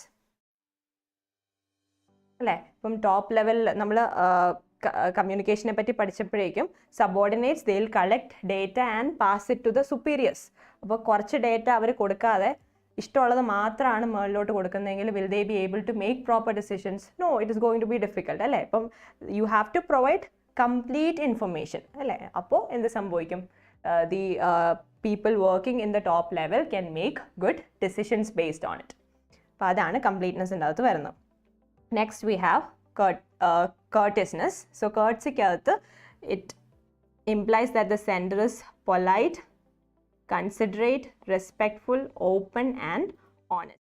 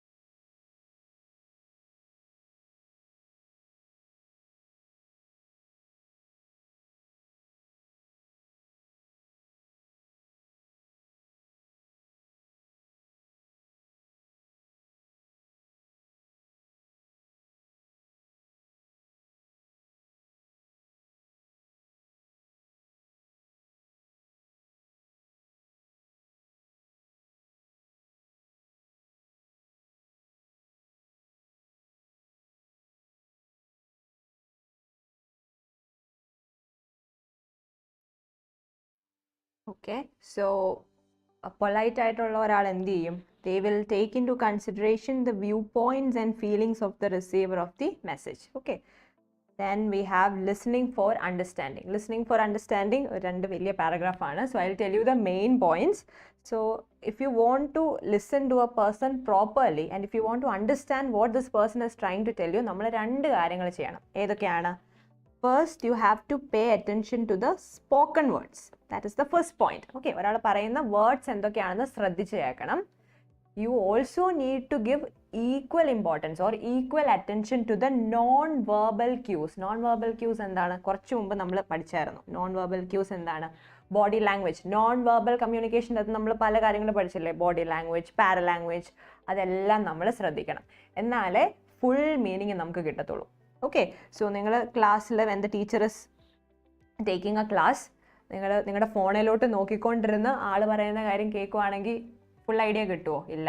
You need to pay attention to your teacher's gestures, body language, facial expressions. എല്ലാം ശ്രദ്ധിച്ചാലേ full meaning കിട്ടത്തുള്ളൂ. So what is involved in listening for understanding? These are the 2 points. ഏതൊക്കെയാണ്? First one, pay attention to the spoken words. Words ശ്രദ്ധിച്ച് കേൾക്കണം. Give equal importance to the non-verbal cues. Okay, ഇപ്പോൾ speech നടക്കുമ്പോൾ എപ്പോഴും ഓർത്തോണം ആ ആളെ തന്നെ നോക്കിയിരിക്കണം. Okay, pay attention to their body language. Then the listener has to be objective, practical and in control of his emotions. So നമ്മൾ if you are not in control, അതിനെപ്പറ്റി detailed ആയിട്ട് നമ്മൾ വരുന്നുണ്ട്. What might happen? നമ്മൾ judge ചെയ്യാൻ chance ഉണ്ട്. If you are not objective, objective and subjective എന്ന് വെച്ചാൽ എന്താണ്? When you give more importance to your feelings and emotions. Objective ആയിട്ടുള്ള ഒരാൾ എങ്ങനെയായിരിക്കും? Such a person will give more importance to the truth. അപ്പോൾ എന്താണ്? ഒരു കാര്യം കേൾക്കുമ്പം നമ്മൾ അക്സെപ്റ്റ് ചെയ്യാൻ ചാൻസ് ഉണ്ട്. മറ്റവരെങ്ങനെയാണ്? സബ്ജക്റ്റീവായിട്ട് ചിന്തിക്കുന്നവർ അക്സെപ്റ്റ് ചെയ്യുമോ? ഇല്ല. So these are the next points that you need to learn. Then we have focus and attention. അതിൻ്റെ അകത്ത് ഒത്തിരി എക്സ്പ്ലെയിൻ ചെയ്യാൻ മാത്രമൊന്നുമില്ല. Multiple activities are going on around us simultaneously. അപ്പോൾ even when you are attending a class, your phone might ring or you might get a message അല്ലെങ്കിൽ ഒരു notification വരുമ്പം there's a chance that you get distracted. അല്ലേ? അത് എല്ലാവർക്കും പറ്റുന്ന കാര്യമാണ്. So since there are a lot of distractions around you, ഒത്തിരി സൗണ്ടും എല്ലാം വരും. ചിലപ്പം ഒരു കാറ് ഹോൺ അടിക്കുന്നതായിരിക്കാം, അല്ലെങ്കിൽ ഒരു ബേർഡ് വിൻഡോയിൽ കൂടെ പറന്നു പോകുന്നതായിരിക്കാം. അതെല്ലാം എന്താണ്? ഡിസ്ട്രാക്ഷനാണ്. So you need to give full focus or give proper attention. Adana 8th point. Then we have emotional awareness and control. What is the meaning of emotional awareness and control? We'll see. The main point I'm going to underline. Intense emotions can undermine or affect, okay, negatively affect a person's capacity for rational decision making, even when the individual is aware of the need to make careful decisions. അപ്പം അവിടെ examples പറയുന്നുണ്ട്. when you're really angry or when you're very sad, will you be able to make a good decision? അല്ലെങ്കിൽ നമ്മൾ ഭയങ്കര excited ആയിട്ട് happy ആയിട്ട് ഇരിക്കുവാണെങ്കിൽ ഒരു logical rational decision എടുക്കാൻ പറ്റുമോ? ഇല്ല. നമ്മൾ എടുക്കുന്ന ഡിസിഷൻ കറക്റ്റ് ആവണമെന്നില്ല. വിഷമിച്ചിരിക്കുമ്പോൾ ഡിസിഷൻ എടുക്കാൻ പറ്റുമോ? ഇല്ല. So when you experience intense emotions, what might happen? It will negatively affect your ability to make good decisions. Rational, logical ആയിട്ടുള്ള ഡിസിഷൻസ് എടുക്കാൻ പറ്റത്തില്ല. Then emotional awareness is a necessary element of good communication. നമ്മൾ നമ്മുടെ ഇമോഷൻസിനെ കുറിച്ച് മാത്രം aware ആയാൽ മതിയോ? No. You also need to be aware of the emotions of the people around you. ഇപ്പോൾ ഒരു ഡിസ്കഷൻ നടക്കുമ്പോഴേക്കും മറ്റുള്ളവരുടെ ഇമോഷനും കൂടെ നമ്മൾ കൺസിഡർ ചെയ്യണം. ഒരാൾ എന്തുകൊണ്ട് ഏത് ഇമോഷൻ്റെ ബേസിസിലാണ് ഒരു കാര്യം പറയുന്നത് നമുക്ക് ജഡ്ജ് ചെയ്യാനുള്ള കപ്പാസിറ്റി ഉണ്ടാവണം. Okay, so what are the 2 points? First point is it will negatively affect intense emotions. കുറച്ച് ഇമോഷൻസ് ഒക്കെ വേണം, പക്ഷെ ഭയങ്കര ഹൈ ഇമോഷൻസ് വന്നു കഴിഞ്ഞാൽ it will affect your ability to make proper decisions. Second point, you need to understand your emotions. Third point, you also need to understand the emotions of other people. Okay, that is how you can make all of the interactions smooth. Okay, മറ്റുള്ളവരുടെ emotions മനസ്സിലാക്കണം. Then we have barriers in communication. So നമ്മൾ 9 points പഠിച്ചു. When you follow these points, you can make your communication more effective. ഇനി barriers ആണ്. Barriers എന്ന് വെച്ചാൽ എന്താ? തടസ്സങ്ങൾ. Okay. In proper communication. So first one is physical barriers. എന്തൊക്കെയാണ്? Noise, technical disturbances, outdated equipment, distant locations, office door. Office door എപ്പോഴും തുറക്കുകയും അടയ്ക്കുകയും ചെയ്യുവാണ്. You are having a meeting with your client. നിങ്ങൾക്ക് രണ്ടുപേർക്കും ഫോക്കസ് ചെയ്യാൻ പറ്റുമോ? ഇല്ല, പറ്റത്തില്ല. ഡിസ്ട്രാക്ഷൻ ആണ് അല്ലേ? Then separate areas for people, large office spaces. ഇതെല്ലാം എന്താണ്? Examples of physical barriers. Then we have organizational structure barriers. Okay, so when there is a problem, when the system structures and processes in the organizations are not clear or if they have gaps in them. So അതിൻ്റെ നല്ലൊരു example അവിടെ കൊടുക്കുന്നുണ്ട്. ഒരു കമ്പനിയിൽ imagine that you started working for A company and അവിടുത്തെ chain of command എന്താണെന്ന് നമുക്കറിയത്തില്ല. അപ്പം നിങ്ങളുടെ സുപ്പീരിയർ ആരാണെന്ന് യു ഹാവ് നോ ഐഡിയ. അപ്പോൾ ഒരു പ്രശ്നം വരുവാണെങ്കിൽ to whom will you report അറിയത്തില്ല. അപ്പോൾ അവിടെ എന്ത് സംഭവിക്കും? കമ്മ്യൂണിക്കേഷൻ ഗ്യാപ്പ് വരും അല്ലേ? പ്രോപ്പർ കമ്മ്യൂണിക്കേഷൻ നടക്കത്തില്ല. So the inability to understand who your superior is can result in a communication gap. അപ്പോൾ അവിടെ എന്താണ്? ഈ ഒരു സിസ്റ്റത്തിലെ അല്ലെങ്കിൽ സ്ട്രക്ചറിലെ ഒരു പ്രശ്നം കൊണ്ടാണ് അങ്ങനെ ഉണ്ടായത്. So that becomes A barrier. Okay, that is an example of organisational barrier. Then inappropriate information transmission system, lack of supervision. ഇപ്പം എല്ലാവരുടെ അടുത്തും ഇൻഫർമേഷൻ എത്തണം എന്നാലേ പ്രോപ്പറായിട്ട് കമ്മ്യൂണിക്കേഷൻ നടത്തുള്ളൂ. പക്ഷേ ഇമെയിലിലൂടെ ഒരു ഇമ്പോർട്ടൻ്റ് ആയിട്ടുള്ള മെസ്സേജ് കൺവേ ചെയ്തു, ബട്ട് ആ ഓഫീസിൽ വർക്ക് ചെയ്യുന്ന കുറച്ച് ആളുകൾക്ക് ഇമെയിൽ യൂസ് ചെയ്യാൻ അറിയത്തില്ല. Okay, what might happen? Communicate ചെയ്യാൻ പറ്റുമോ? ഇല്ല. അവർക്കത് കിട്ടുമോ? മെസ്സേജ് കിട്ടത്തില്ല. Okay, so then lack of supervision, then unclear role and responsibility demarcations. നിങ്ങൾ വർക്ക് ചെയ്യുന്ന കമ്പനിയിലെ if you are unaware of your role, നിങ്ങളുടെ ജോലിയിൽ എന്തൊക്കെയാണ് ഇൻക്ലൂഡഡ് ആയിട്ടുള്ളത്, എന്തൊക്കെ കാര്യങ്ങൾ ചെയ്യണം എന്നറിയത്തില്ല, പ്രോപ്പറായിട്ട് വർക്ക് ചെയ്യാൻ പറ്റുമോ? ഇല്ല. These can all result in problems അല്ലേ? So that is how organizational structure can become a potential barrier in your communication. Then we have language barriers. So language is something that we use in order to communicate. The very same language can become, okay, it can also become a barrier in communication. എങ്ങനെയാണ്? Lack of knowledge of a language. Okay, if you are unaware of the language, proper ആയിട്ട് language അറിയാം പക്ഷേ grammar അറിയത്തില്ല, proper words ഒന്നും അറിയത്തില്ലെങ്കിൽ പ്രോപ്പറായിട്ട് communicate ചെയ്യാൻ പറ്റുമോ? ഇല്ല.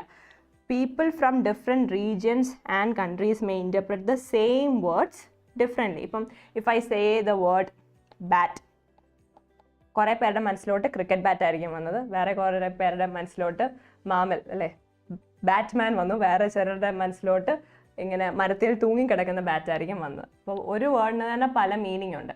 അപ്പം പ്രോപ്പറായിട്ട് ഈ ബാറ്റ് എന്നുള്ള വേർഡിന് ഇത്രയും മീനിങ് ഉണ്ട് എന്ന്, ഈ രണ്ട് മീനിങ് ഉണ്ടെന്ന് അറിയാൻ മേലാത്ത ഒരാൾക്ക് ആ കോണ്ടെക്സ്റ്റിൽ നിന്ന് മീനിങ് മനസ്സിലാക്കിയെടുക്കാൻ പറ്റുമോ? ഇല്ല. So if you do not have enough knowledge of a language can become a barrier in communication. So difficult words, subject specific terminologies, ഈ jargon ഒക്കെ ഇല്ലേ, then unfamiliar expressions, ambiguous means confusing words, it can create hurdles in communication.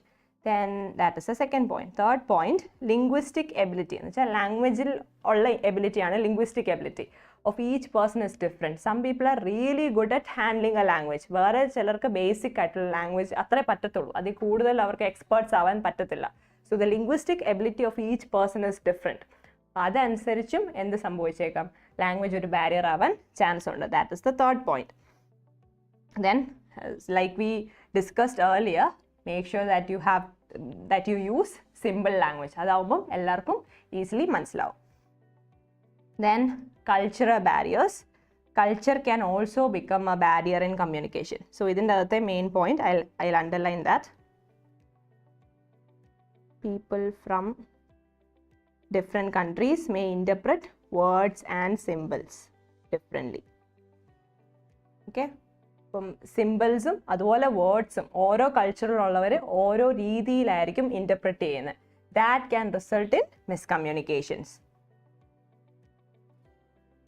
ഇപ്പം organizational work കൾച്ചറിൻ്റെ കാര്യം പറയുന്നുണ്ട്. ചില departments like within an organization ഓരോ ഡിപ്പാർട്ട്മെൻറ്റിലും ഓരോ വർക്ക് കൾച്ചർ ആയിരിക്കും. ഇപ്പം take the case of a college, ചില ഡിപ്പാർട്ട്മെൻറ്റ്സ് നല്ല സ്ട്രിക്റ്റ് ആയിരിക്കും, വേറെ ചില ഡിപ്പാർട്ട്മെൻറ്റ്സ് അത്രയും സ്ട്രിക്റ്റ് ആയിരിക്കത്തില്ല. അപ്പം കണ്ടോ, ഒരു കോളേജിൽ തന്നെ എന്തുണ്ട്, ഡിഫറൻസസ് ഇൻ കൾച്ചർ ഉണ്ട്.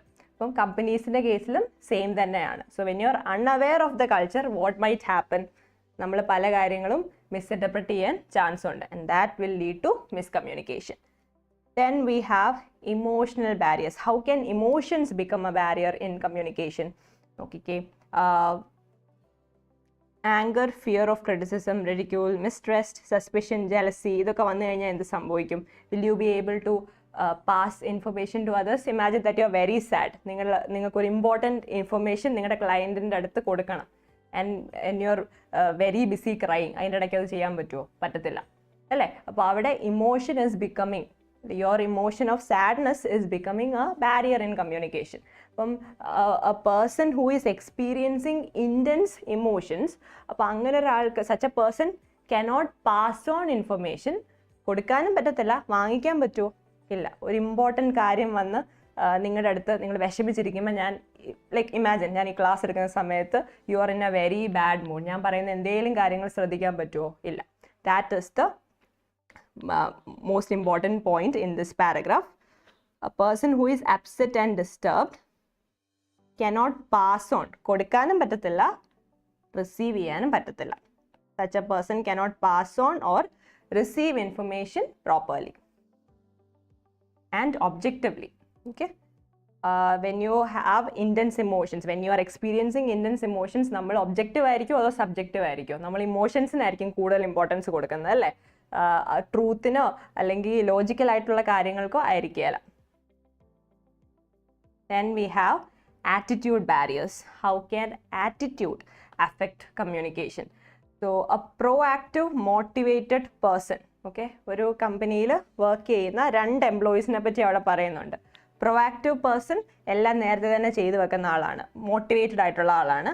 Such a person will facilitate the communication process. ആ പ്രൊആക്റ്റീവ് ആയിട്ടുള്ള ആൾക്ക് നേരത്തെ തന്നെ എല്ലാ കാര്യങ്ങളും ചെയ്തു വെക്കാൻ വേണ്ടി such a person will actively communicate with the people in his team or his superiors and his support. എല്ലാവരുടെ അടുത്തും പ്രോപ്പറായിട്ട് കമ്മ്യൂണിക്കേറ്റ് ചെയ്യും. On the other hand lazy, introverted ആയിട്ടുള്ള ആൾ എങ്ങനെയായിരിക്കും? അധികം സംസാരിക്കാനൊന്നും ഇഷ്ടമില്ലാത്ത ആളായിരിക്കും. Such a person will he communicate with others? ഇല്ല. അപ്പം ഫസ്റ്റ് കേസിൽ പ്രൊആക്റ്റീവ് ആയിട്ടുള്ള ആൾ എന്ത് ചെയ്യും? Such a person will facilitate communication. Second കേസിൽ lazy and dissatisfied and introverted person. Okay, such a person will refuse to communicate ചെയ്യാൻ പോലും റെഡി ആവണമെന്നില്ല. അപ്പോൾ അവിടെ സെക്കൻഡ് കേസിൽ എന്താ സംഭവിക്കുന്നത്? The attitude of this lazy worker or the attitude of this introverted worker is becoming A barrier in communication. ഈ ആൾ എന്ത് ചെയ്യുന്നില്ല? കമ്മ്യൂണിക്കേറ്റ് ചെയ്യാൻ റെഡി ആവുന്നില്ല. അതുകൊണ്ട് അവിടെ കമ്മ്യൂണിക്കേഷൻ നടക്കുമോ? ഇല്ല. Okay, that is how your personal attitude can become A barrier in communication. Next we have perception.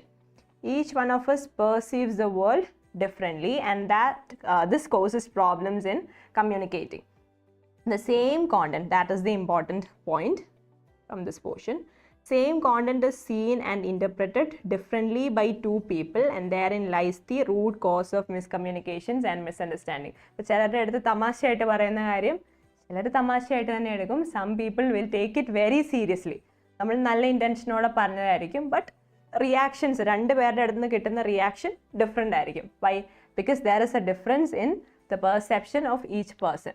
ഇപ്പം മഴ പെയ്യുമ്പോഴേക്കും some people will become instantly happy and some others will become instantly disappointed. It will remind them of all the sad memories or traumatic experiences. അപ്പം ഒരേ കാര്യം തന്നെ 2 രീതിയിലാണ് 2 പേര് interpret ചെയ്യുന്നത്. That can also result in misunderstandings and miscommunication. അപ്പം നമ്മുടെ perceptions okay അതും എന്താവാൻ ചാൻസ് ഉണ്ട്? ബാരിയർ ഇൻ കമ്മ്യൂണിക്കേഷൻ ആവാൻ ചാൻസ് ഉണ്ട്. Then 8th point is physiological barriers. Ill health. നമുക്ക് പനിയുള്ളപ്പം പ്രോപ്പറായിട്ട് കമ്മ്യൂണിക്കേറ്റ് ചെയ്യാൻ പറ്റുമോ? ഇല്ല. You won't be able to pass on information or receive information. Why? Because you will be exhausted. Then next, poor eyesight. കാണാൻ പറ്റുന്നില്ലെങ്കിൽ ഒരു PPT presentation നോക്കി പഠിക്കാൻ പറ്റുമോ? പറ്റത്തില്ല. Then hearing difficulty ഉണ്ടെങ്കിൽ പറയുന്നത് കേൾക്കാൻ പറ്റത്തില്ല. So any such physiological problem can become a hurdle in effective communication. It can become a barrier in communication. Last point ഏതാണ്? Technology barriers. We use technology in order to communicate. അല്ലേ? Technology use ചെയ്താണ് ഇപ്പം almost എല്ലാ communication നടക്കുന്നത്. But this very same technology can become a barrier. എപ്പോഴാണ്? When a person is not tech savvy. നോക്കിക്കേ. Anyone who is not tech friendly struggles to communicate effectively through this medium. നമ്മൾ നേരത്തെ ഒരു കമ്പനിയുടെ എക്സാമ്പിളിൽ I think I mentioned about emails. Email open ചെയ്ത് വായിക്കാൻ അറിയാൻ മേലാത്ത ഒരാളുടെ അടുത്ത് ഇമെയിൽ അയച്ചു കഴിഞ്ഞാൽ അത് പ്രോപ്പർ കമ്മ്യൂണിക്കേഷൻ നടക്കുമോ? നടക്കാനുള്ള ചാൻസ് കുറവാണ്. അപ്പം ടെക്നോളജി നല്ലതാണ്, but the problem with technology എന്താണ്? It is always constantly upgraded. അപ്പോൾ കുറച്ച് ഈ ടെക് സാവി അല്ലാത്ത അല്ലെങ്കിൽ ടെക് ഫ്രണ്ട്ലി അല്ലാത്ത, ടെക്നോളജി ഒട്ടും അറിയാൻ മേലാത്ത ആളുകൾ ഒരെണ്ണം പഠിച്ചു വരുമ്പോഴേക്കും എന്ത് വരും? അടുത്ത അപ്ഡേറ്റ് വരും, പിന്നെയും അടുത്തത് പഠിക്കണം. So they will find it very difficult to communicate using that medium. Then an individual is swarmed with a lot of information. ഇനി ടെക്നോളജി കൂടിയത് കൊണ്ട് തന്നെ multi tasking has become very common. Okay, അപ്പോൾ multi tasking പറയുമ്പം ഒരേ സമയം പല കാര്യങ്ങൾ ചെയ്യേണ്ടി വരും, അതും ഓവർലോഡ് ആവാനുള്ള ചാൻസ് ഉണ്ട്. ഓക്കെ, സോ ടെക്നോളജി നല്ലതാണ്, but people who are unaware of using such technology, people who are not tech friendly, they might struggle to use technology in order to communicate. That is how technology becomes a barrier. So we finished this chapter. I hope it is clear. എന്തെങ്കിലും doubts ഒക്കെ ഉണ്ടെങ്കിൽ please use the chat box. I'll clear it. Clear ആയോ എല്ലാവർക്കും ഈ chapter? It's a very easy and interesting chapter.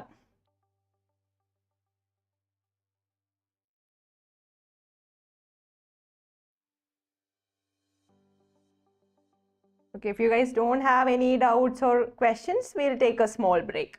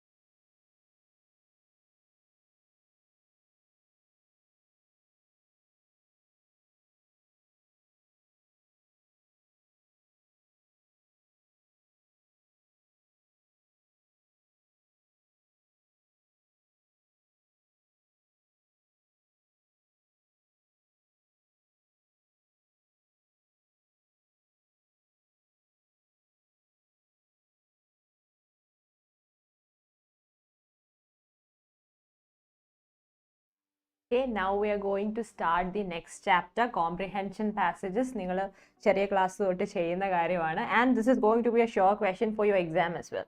So passages solve ഒന്നും ചെയ്യിപ്പിക്കുന്നില്ല, we'll quickly revise the main points. Okay, so first point is നിങ്ങൾക്ക് question paperൽ passage ആണ് ആദ്യത്തെ question. അപ്പോൾ question കിട്ടി കഴിയുമ്പോൾ what should you do? You have to read the passage quickly in order to understand the main idea. Okay, then try to identify the main points. Main idea കിട്ടി കഴിയുമ്പം എന്തുണ്ട്, main points എന്തൊക്കെയാണെന്ന് കണ്ടുപിടിക്കണം. Okay, main points, keywords. Keywords എന്ന് വെച്ചാൽ എന്താണ്, ഈ ക്വസ്റ്റ്യൻ്റെ അകത്തെ കീവേഡ് നോക്കിയിട്ട് ചില സ്റ്റുഡൻസ് പാസേജിലെ കീവേഡുമായിട്ട് ലൊക്കേറ്റ് ചെയ്യും. Okay, they'll try to locate the exact same words in the passage also. അപ്പം ക്വസ്റ്റ്യൻ്റെ അകത്തെ വേർഡിൻ്റെ ചിലപ്പോൾ സിനോണിം ആയിരിക്കും പാസേജിൽ കിടക്കുന്നത്. അപ്പോൾ ഇമ്പോർട്ടൻ്റ് ആയിട്ടുള്ള വേർഡ്സും നോട്ടീസ് ചെയ്യണം. Then scan through all the questions. Passage മാത്രം വായിച്ചാൽ മതിയോ? No, you also need to give equal importance to the questions. Then underline the details and information asked for in the questions in order to avoid misinterpretation. ഇപ്പം ഇവിടെ ഒരു example കൊടുക്കുന്നുണ്ട്. What did Rohan seek? Seek എന്ന് വെച്ചാൽ എന്താണ്, search ചെയ്യുന്ന, sought while climbing the mountain. The answer should be based on the object, emotion or state of mind. അപ്പം ഈ ഒരു ക്വസ്റ്റ്യൻ്റെ ആൻസർ റോഹൻ മൗണ്ടൻ ക്ലൈംബ് ചെയ്തപ്പോഴേക്കും what are the various difficulties that he faced, അത് ആൻസർ ആയിട്ട് എഴുതി കഴിഞ്ഞാൽ മാർക്ക് കിട്ടുമോ? ഇല്ല. He was in search of either an object, ഒരു സാധനം കാണാതെ പോയിട്ട് അത് തപ്പിയെടുക്കാൻ പോയതായിരിക്കാം, അല്ലെങ്കിൽ he was in search of happiness, അത് സീക്ക് ചെയ്യുമായിരിക്കും, or state of mind, peace search ചെയ്യാൻ വേണ്ടിയായിരിക്കും മൗണ്ടൻ്റെ മുകളിൽ പോയത്. അപ്പോൾ അങ്ങനെയുള്ള ആൻസേഴ്സ്, കറക്റ്റ് ആൻസേഴ്സ് എഴുതിയാലേ ഉള്ളൂ മാർക്സ് കിട്ടത്തുള്ളൂ. Then read the passage again and mark the specific information related to the question. So minimum 2 times എങ്കിലും you have to read the passage, otherwise you won't be able to find the answers properly. അപ്പം ക്വസ്റ്റ്യനും വായിക്കണം, പാസേജും വായിക്കണം, രണ്ടിനും equal importance കൊടുക്കണം. Keywords, try to find out the keywords from the questions and underline the keywords in the passage as well. Then reading speed improve ചെയ്യേണ്ട. ഇനിയിപ്പം നിങ്ങൾക്ക് few more days ഉള്ളൂ അല്ലേ for your exam. So ഇനിയിപ്പം reading speed കൂട്ടാനൊന്നും പറ്റത്തില്ല, but still try to read. ഇപ്പം നിങ്ങളുടെ free ടൈമിൽ rather than watching series or movies എന്തെങ്കിലും എടുത്ത് വെച്ച് വായിക്കാൻ നോക്കണം. കാരണം reading speed is very important for BCR. കാരണം നിങ്ങൾക്ക് നോട്ട് മേക്കിങ്ങിൻ്റെ അകത്ത് റീഡിങ് സ്പീഡ് വേണം, ഇനി പാസേജിൻ്റെ കേസിൽ റീഡിങ് സ്പീഡ് വേണം, ഇനി പ്രീസി റൈറ്റിംഗ് ഉണ്ട്, അതിനും എന്ത് വേണം, റീഡിങ് സ്പീഡ് ഉണ്ടെങ്കിലേ ഉള്ളൂ പ്രോപ്പറായിട്ട് എഴുതാൻ പറ്റത്തുള്ളൂ. Then next is vocabulary enhancement. What can you do? Try to read as much as possible, and whenever you come across a new word, എന്ത് ചെയ്യണം, use a dictionary and find its meaning. വെറുതെ നമ്മൾ വായിച്ചു പോയിട്ട് കാര്യമില്ല. whenever you spot a new word, അതിൻ്റെ meaning കണ്ടുപിടിക്കണം. then read material that interests you. ഇനിയിപ്പോൾ വായിക്കാൻ മടിയുള്ളവരാണെങ്കിൽ try to find something, a material that interests you and read it. then learn groups of words that come together. ഇപ്പോൾ flock എന്നുള്ള word തന്നെ പഠിക്കുമ്പം there's a chance that you might forget its meaning. പക്ഷേ flock of sheep എന്ന് പഠിക്കുവാണേലോ ഓർത്തിരിക്കാൻ chance ഉണ്ട്. then put the words you wish to memorize where you will see them frequently. ഇപ്പം ഒരു വോളയിൽ പുതിയ വേർഡ് പഠിക്കുന്നത് പേസ്റ്റ് ചെയ്ത് വെക്കുവാണെങ്കിൽ you will see it frequently. അപ്പോൾ നമ്മുടെ മെമ്മറിയിൽ അത് രജിസ്റ്റർ ആവും. then make associations with the word that you will always recall. ഇപ്പം gigantic എന്നുള്ള വേർഡ് ഉണ്ട്, അപ്പം മീൻസ് ഹ്യൂജ് അല്ലേ, giant എന്നുള്ള ഒരു വേർഡ് തന്നെ അതിൻ്റെ അകത്ത് വരുന്നുണ്ട്. so associate that with something that is very big, something that is very massive. അവിടെയാണ് ഒരു ഗോഡ് സ്റ്റാച്യു. അപ്പം അങ്ങനെ അസോസിയേറ്റ് ചെയ്ത് പഠിക്കുവാണെങ്കിലും വേർഡ്സ് ഓർത്തിരിക്കാൻ പറ്റും. ഓക്കെ, സോ മെയിൻലി എന്താണ് ഇതിൻ്റെ അകത്ത് കോംപ്രിഹെൻഷൻ പാസേജിൻ്റെ അകത്തുള്ളത്? Try to underline the keywords and the main points, read the passage at least 2 times, scan the questions. Okay, now let's move on to the next chapter. So shall we take a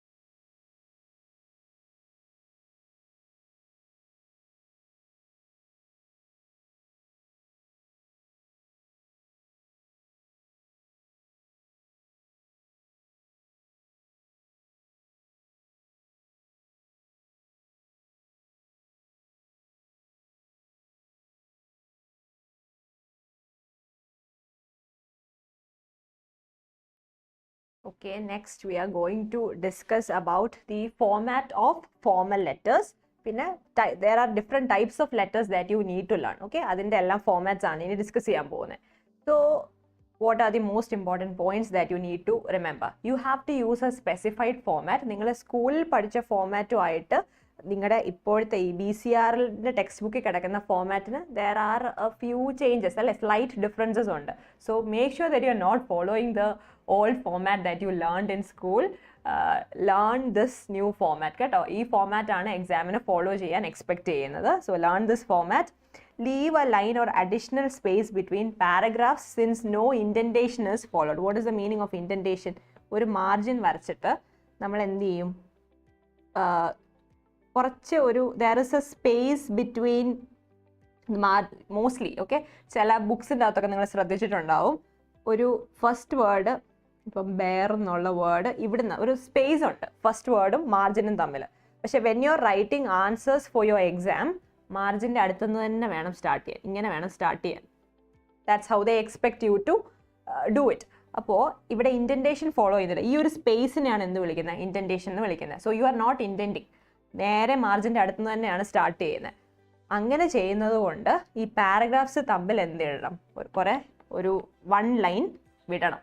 അല്ലെങ്കിൽ എന്ത് സംഭവിക്കും, body paragraphs, the person correcting your answer sheet will not be able to figure out the different paragraphs. ഇൻട്രൊഡക്ഷനും body പാരഗ്രാഫും ഒന്നും കണ്ടുപിടിക്കാൻ പറ്റത്തില്ല. ഇൻഡൻറ്റേഷനും ഇല്ല, ഒരു ലൈൻ ആഫ്റ്റർ ഈച്ച് പാരഗ്രാഫ് വിട്ടിട്ടില്ലെങ്കിൽ your answer won't look neat. അപ്പോൾ എപ്പോഴും ഓർത്തോണം, എക്സാമിന് ആൻസർ എഴുതുമ്പം ഓരോ പാരഗ്രാഫ് കഴിഞ്ഞ് എന്ത് ചെയ്യണം, leave a line. Okay, leave some space. Then state your reason for writing in your first paragraph. എപ്പോഴും letter writing, article writing, report writing, whatever it is, ഏത് ടൈപ്പ് ഓഫ് റൈറ്റിംഗ് ആണേലും include the reason, okay, why you are writing in the introduction itself. നമ്മുടെ എത്ര നല്ല ഒരു answer ആണ്, പക്ഷേ purpose why you are writing ഇൻട്രൊഡക്ഷൻ്റെ അകത്തില്ലെങ്കിൽ മാർക്ക് കിട്ടുമോ, മാർക്ക് കിട്ടത്തില്ല. ഇൻട്രൊഡക്ഷൻ വായിക്കുമ്പോൾ തന്നെ മെയിൻ ടോപ്പിക് എന്താണെന്ന് വായിക്കുന്ന ആൾക്ക് മനസ്സിലാവണം. പേർപ്പസ് എന്താണ്, റീസൺ എന്താണ്, അത് ക്ലിയർ ആയിട്ട് mention that in the first paragraph it self. Then formal letter എന്ന് പറയുമ്പോഴത്തേക്കിനും some people think that you have to deliberately use complex grammar and complicated words. അങ്ങനെയാണോ? No, you can keep it simple. ഒത്തിരി simple ആവരുത്, പക്ഷേ try to keep it as simple as possible. Okay. Use the format given in your textbook. Then leave a line between the paragraphs. Then reason എവിടെ എഴുതേണ്ടത്, body പാരഗ്രാഫിലും കൺക്ലൂഷനിലും ആണോ? അല്ല, ഇൻട്രൊഡക്ഷനിൽ തന്നെ first പാരഗ്രാഫിൽ തന്നെ reason എഴുതണം. Use simple language. Then next one, add details and information that will make the receiver's task easy. അതിനെപ്പറ്റി നമ്മൾ detailed ആയിട്ട് പഠിക്കും. Then if you wish to refer to previous letters or conversations, payments, provide details. അതിനെപ്പറ്റി will discuss all of that in detail. There are different types of letters, അതിൻ്റെ അകത്ത് ഈ points എല്ലാം നമുക്ക് പഠിക്കാം. Now coming to the format of a formal letter, this is the format given in your textbook. So ഏറ്റവും ആദ്യം എന്താ എഴുതേണ്ടത്, sender's address. Okay, you have to start with the sender's. അപ്പം as you have noticed ഇവിടെ name കൊടുത്തിട്ടില്ല. അപ്പം name ഇല്ലേലും കുഴപ്പമില്ല, you can start with the address. എന്തുകൊണ്ടാണ് നെയിം ഇല്ലേലും കുഴപ്പമില്ല എന്ന് ഞാൻ പറഞ്ഞത്, because at the end of the letter നമ്മൾ കോംപ്ലിമെൻ്ററി ക്ലോസ് എഴുതത്തില്ലേ, യോസ് ഫെയ്ത്ത്ഫുള്ളി, യോസ് സിൻസിയർലി, അത് കഴിഞ്ഞിട്ട് എന്ത് എഴുതുന്നുണ്ട്, സെൻഡേഴ്സ് നെയിം എന്താണേലും എഴുതും. അപ്പം ഏറ്റവും മുകളിൽ എഴുതിയില്ലേലും പ്രശ്നമൊന്നുമില്ല. Okay, you have to start with the address, sender's address, then date, then designation. ഇപ്പം ചില കേസിൽ ക്വസ്റ്റ്യൻ്റെ അകത്ത് റിസീവറിൻ്റെ നെയിം കൊടുത്തിട്ടുണ്ടായിരിക്കും. ഇനി റിസീവറിൻ്റെ നെയിം ക്വസ്റ്റ്യൻ്റെ അകത്ത് ഇല്ലെങ്കിൽ എന്ത് ചെയ്യും, what are you expected to do? നമുക്ക് ക്വസ്റ്റ്യൻ വായിക്കുമ്പം റിസീവറിൻ്റെ ഡെസിഗ്നേഷൻ അല്ലെങ്കിൽ ജോലി ചെയ്യുന്ന ജോബ് പൊസിഷൻ ആണ് ഡെസിഗ്നേഷൻ, എന്താണെന്ന് നമുക്ക് ഗസ് ചെയ്യാൻ പറ്റത്തില്ലേ, ആ ഡെസിഗ്നേഷൻ എഴുതിയാൽ മതി. In some cases designation of the receiver will be given in the question. അപ്പോൾ ഒന്നെങ്കിൽ നെയിം എഴുതുക അല്ലെങ്കിൽ ഡെസിഗ്നേഷൻ എഴുതുക. ഇത് രണ്ടും ഇല്ലെങ്കിൽ എന്ത് ചെയ്താൽ മതി, ABC അങ്ങനെ വല്ലോ എഴുതിയാൽ മതി.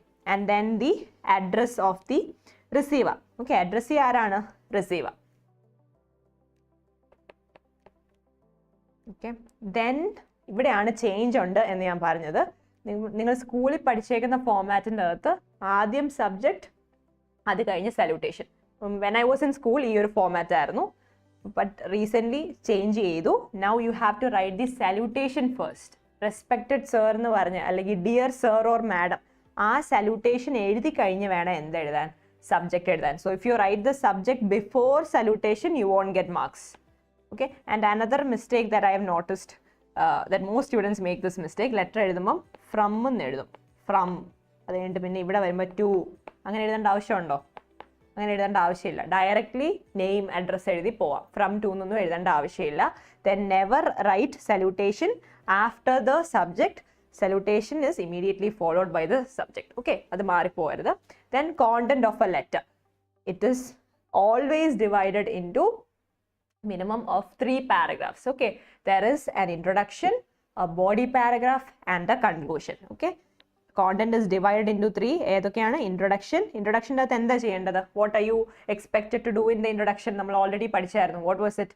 V have to state the reason why we are writing, or we have to state the purpose why we are writing this letter. എവിടെയാ അത് റീസൺ എഴുതേണ്ടത്? In the introduction. Okay, state the purpose or the reason. Then body paragraphിൻ്റെ അകത്ത് എന്താ നമ്മൾ ചെയ്യുന്നത്? We have to give all the necessary details. ഒത്തിരി elaborate ആയിട്ട് details കൊടുക്കണോ? നോ, മെയിൻ ആയിട്ടുള്ള ഡീറ്റെയിൽസ് മാത്രം. And make sure that you not including any irrelevant details. ആവശ്യമില്ലാത്ത ഡീറ്റെയിൽസ് ഒന്നും ഇൻക്ലൂഡ് ചെയ്യരുത്. ആൻഡ് ഇൻ ദ കൺക്ലൂഷനിൽ എന്താ ചെയ്യേണ്ടത്? Write your expectation from the receiver.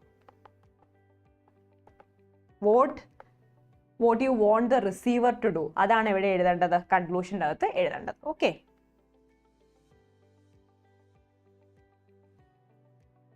okay, so introduction അകത്ത് write the reason why you're writing, then body paragraph, give all the necessary details, then in the conclusion write your expectation from the receiver of the letter.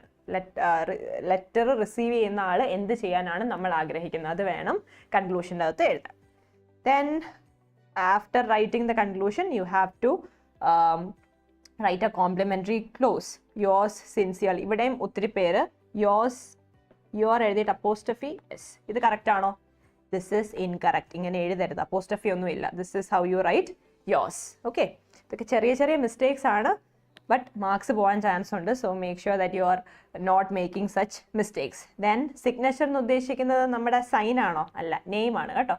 At the end of the letter you need to include your name and then the designation, job position എന്താണെന്നുള്ളതും include ചെയ്യണം. This is the format of a formal letter. അപ്പോൾ നിങ്ങൾക്ക് എക്സാമിന് informal letters വരാനുള്ള chance കുറവാണ്, formal letters ആണ് mostly വരുന്നത്. So learn this format. Then always be gentle and courteous while directing the receiver's course of action. So even if the receiver made a mistake or even if that person is the wrongdoer, നമ്മൾ letter എഴുതുമ്പോൾ എപ്പോഴും വളരെ polite ആയിട്ട്, okay, courteous ആയിട്ട് എഴുതാവുള്ളൂ. then do not forget to be polite even if it is a complaint letter. ഇപ്പം നമുക്കൊരു you received a defective product, അപ്പം അതിൻ്റെ ഒരു കംപ്ലൈൻറ്റ് ലെറ്റർ എഴുതുമ്പം can you sound very rude, അങ്ങനെയൊന്നും ചെയ്യാൻ പറ്റത്തില്ല. അപ്പോഴും നമ്മൾ പൊളൈറ്റ് ആയിട്ട് എഴുതാവുള്ളൂ. then check to ensure that your letter is free from any mistakes. grammatical and spelling mistakes എല്ലാം കറക്റ്റ് ചെയ്ത് പോകണം. Then we have different types of business or official letters. The first one is an enquiry letter. നിങ്ങളുടെ ടെക്സ്റ്റിനകത്ത് please refer your textbook. അതിൻ്റെ അകത്ത് examples include ചെയ്തിട്ടുണ്ട്. Sample letters are given under each heading. അപ്പം ഞാൻ sample letter ഇവിടെ include ചെയ്തിട്ടില്ല, main points മാത്രമേ ഉള്ളൂ. So please open your text books and check the heading letters of enquiry. So ഞാനിത് പറയുമ്പോൾ നിങ്ങൾ സാമ്പിൾ ലെറ്റർ എടുത്ത് നോക്കണം, ടെക്സ്റ്റിലെ സാമ്പിൾ ലെറ്റർ ഒന്ന് എടുത്ത് നോക്കണേ. സോ ഇൻട്രൊഡക്ഷൻ്റെ അകത്ത് ലെറ്റേഴ്സ് ഓഫ് എൻക്വയറി. എൻക്വയറി എന്ന് വെച്ചാൽ എന്താ? നമ്മൾ എന്തെങ്കിലും ഒരു കാര്യം അന്വേഷിക്കാൻ വേണ്ടി എഴുതുന്ന ലെറ്ററാണ് ഈ ലെറ്റർ ഓഫ് എൻക്വയറി എന്ന് പറയുന്നത്. സോ ഇൻട്രൊഡക്ഷൻ്റെ അകത്ത് എന്ത് ചെയ്യണം? You have to give your name and the name of your organisation. അത് കഴിഞ്ഞിട്ട് നമ്മളെ ഒന്ന് പരിചയപ്പെടുത്തണം. You need to introduce yourself because you are writing this letter to a person for the first time അല്ലേ. അപ്പം introduce yourself by using the name of your company.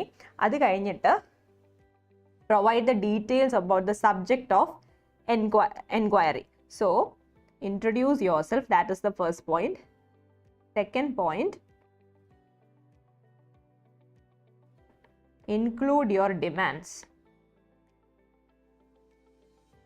നിങ്ങളുടെ ടെക്സ്റ്റിലെ എക്സാമ്പിളിൻ്റെ അകത്ത് ഒരു കേറ്ററിംഗ് സർവീസിനെ പറ്റിയാണ് എൻക്വയറി ചെയ്യുന്നത്. അപ്പോൾ ഈ letter എഴുതിയ ആൾ ഇത്ര 500 ഗസ്റ്റ് വരും, ഞങ്ങൾക്ക് അത് വേണം ഇത് വേണം, അവരുടെ ഡിമാൻഡ്സ് റിക്വയർമെൻറ്റ്സ് എല്ലാം ഇൻട്രൊഡക്ഷൻ്റെ അകത്ത് തന്നെ പറയണം. ഓക്കെ, അപ്പം that is the second point. Include your demands very briefly, ഒത്തിരി ലെങ്തി ആയി പോകരുത്, ബ്രീഫായിട്ട് നമ്മുടെ ഡിമാൻഡ്സ് എന്തൊക്കെയാണെന്ന് പറയണം. എന്നിട്ട് ഇത്രയും കാര്യങ്ങളാണ് ഇൻട്രൊഡക്ഷൻ്റെ അകത്ത് ചെയ്യേണ്ടത്. Then coming to the body paragraph, present queries in bullet points if you require a lot of queries എന്ന് വെച്ചാൽ എന്താണ്, നമുക്ക് അറിയേണ്ട കാര്യങ്ങൾ എന്തൊക്കെയാണെന്ന് നമ്മൾ ചോദിക്കുക. എവിടെയാണ് നമ്മൾ ചോദിക്കുന്നത്? ഇൻട്രൊഡക്ഷൻ്റെ അകത്താണോ? ഇല്ല, ഇൻട്രൊഡക്ഷൻ്റെ അകത്ത് എന്തൊക്കെ ചെയ്താൽ മതി? നമ്മൾ ഇൻട്രൊഡ്യൂസ് ചെയ്യണം, നമ്മുടെ ഡിമാൻഡ്സ് എന്തൊക്കെയാണെന്ന് പറയണം. അത് കഴിഞ്ഞിട്ട് ഇൻട്രൊഡക്ഷൻ തീർന്നു, ലീവ് 1 ലൈൻ. ഒരു ലൈൻ കഴിഞ്ഞ് നമ്മൾ അടുത്തത് എന്താണ് സ്റ്റാർട്ട് ചെയ്യാൻ പോകുന്നത്? ബോഡി പാരഗ്രാഫ് അല്ലേ? ബോഡി പാരഗ്രാഫിൻ്റെ അകത്ത് നമുക്ക് കുറേ ക്വസ്റ്റ്യൻസ് ചോദിക്കാനുണ്ടെങ്കിൽ എന്ത് ചെയ്യണം? എല്ലാം കൂടി ഒരു ഒറ്റ പാരഗ്രാഫ് എഴുതിയാൽ മതിയോ? No, you have to use bullet points. Okay, some students might forget to use bullet points. അങ്ങനെ ചെയ്യരുത്. ബുള്ളറ്റ് പോയിന്റ്സ് ഇൻക്ലൂഡ് ചെയ്യുവാണെങ്കിൽ ലെറ്റർ കുറച്ചുകൂടെ നീറ്റ് ആയിട്ടിരിക്കും. ദെൻ കൺക്ലൂഷൻ വരുമ്പം എന്തൊക്കെ ചെയ്യണം? You have to mention the deadline. നിങ്ങളുടെ ടെക്സ്റ്റിൻ്റെ അകത്തെ സാമ്പിൾ ലെറ്ററിൻ്റെ അകത്ത് please check the conclusion of that enquiry letter. Bullet points ഒക്കെ യൂസ് ചെയ്ത് കഴിഞ്ഞാൽ കൺക്ലൂഷൻ്റെ അകത്ത് 2 കാര്യങ്ങൾ ചോദിക്കുന്നുണ്ട്. ഒന്നെന്താണ്? കൺക്ലൂഷൻ,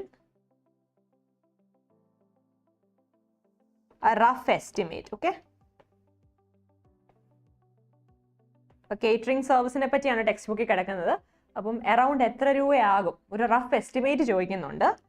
സെക്കൻഡ് ആണ് എന്ത് ചോദിച്ചേക്കുന്നത്? Dead line. അതായത് നമുക്ക് റിപ്ലൈ തരാൻ വേണ്ടി ഇത്ര ദിവസത്തിനുള്ളിൽ റിപ്ലൈ തരണം എന്നൊക്കെ നമ്മൾ പറയത്തില്ലേ, അതാണ് ഡെഡ് ലൈൻ. ടെക്സ്റ്റിൽ കൊടുത്തേക്കുന്നത് ആസ് സൂൺ ആസ് പോസിബിൾ എന്നാണ്, ഒരു പെർട്ടിക്കുലർ ഡേറ്റ് ഒന്നും കൊടുക്കുന്നില്ല. ബട്ട് എനിവേ കൺക്ലൂഷൻ്റെ അകത്ത് ഇത്രയും കാര്യങ്ങളാണ് വേണ്ടത്.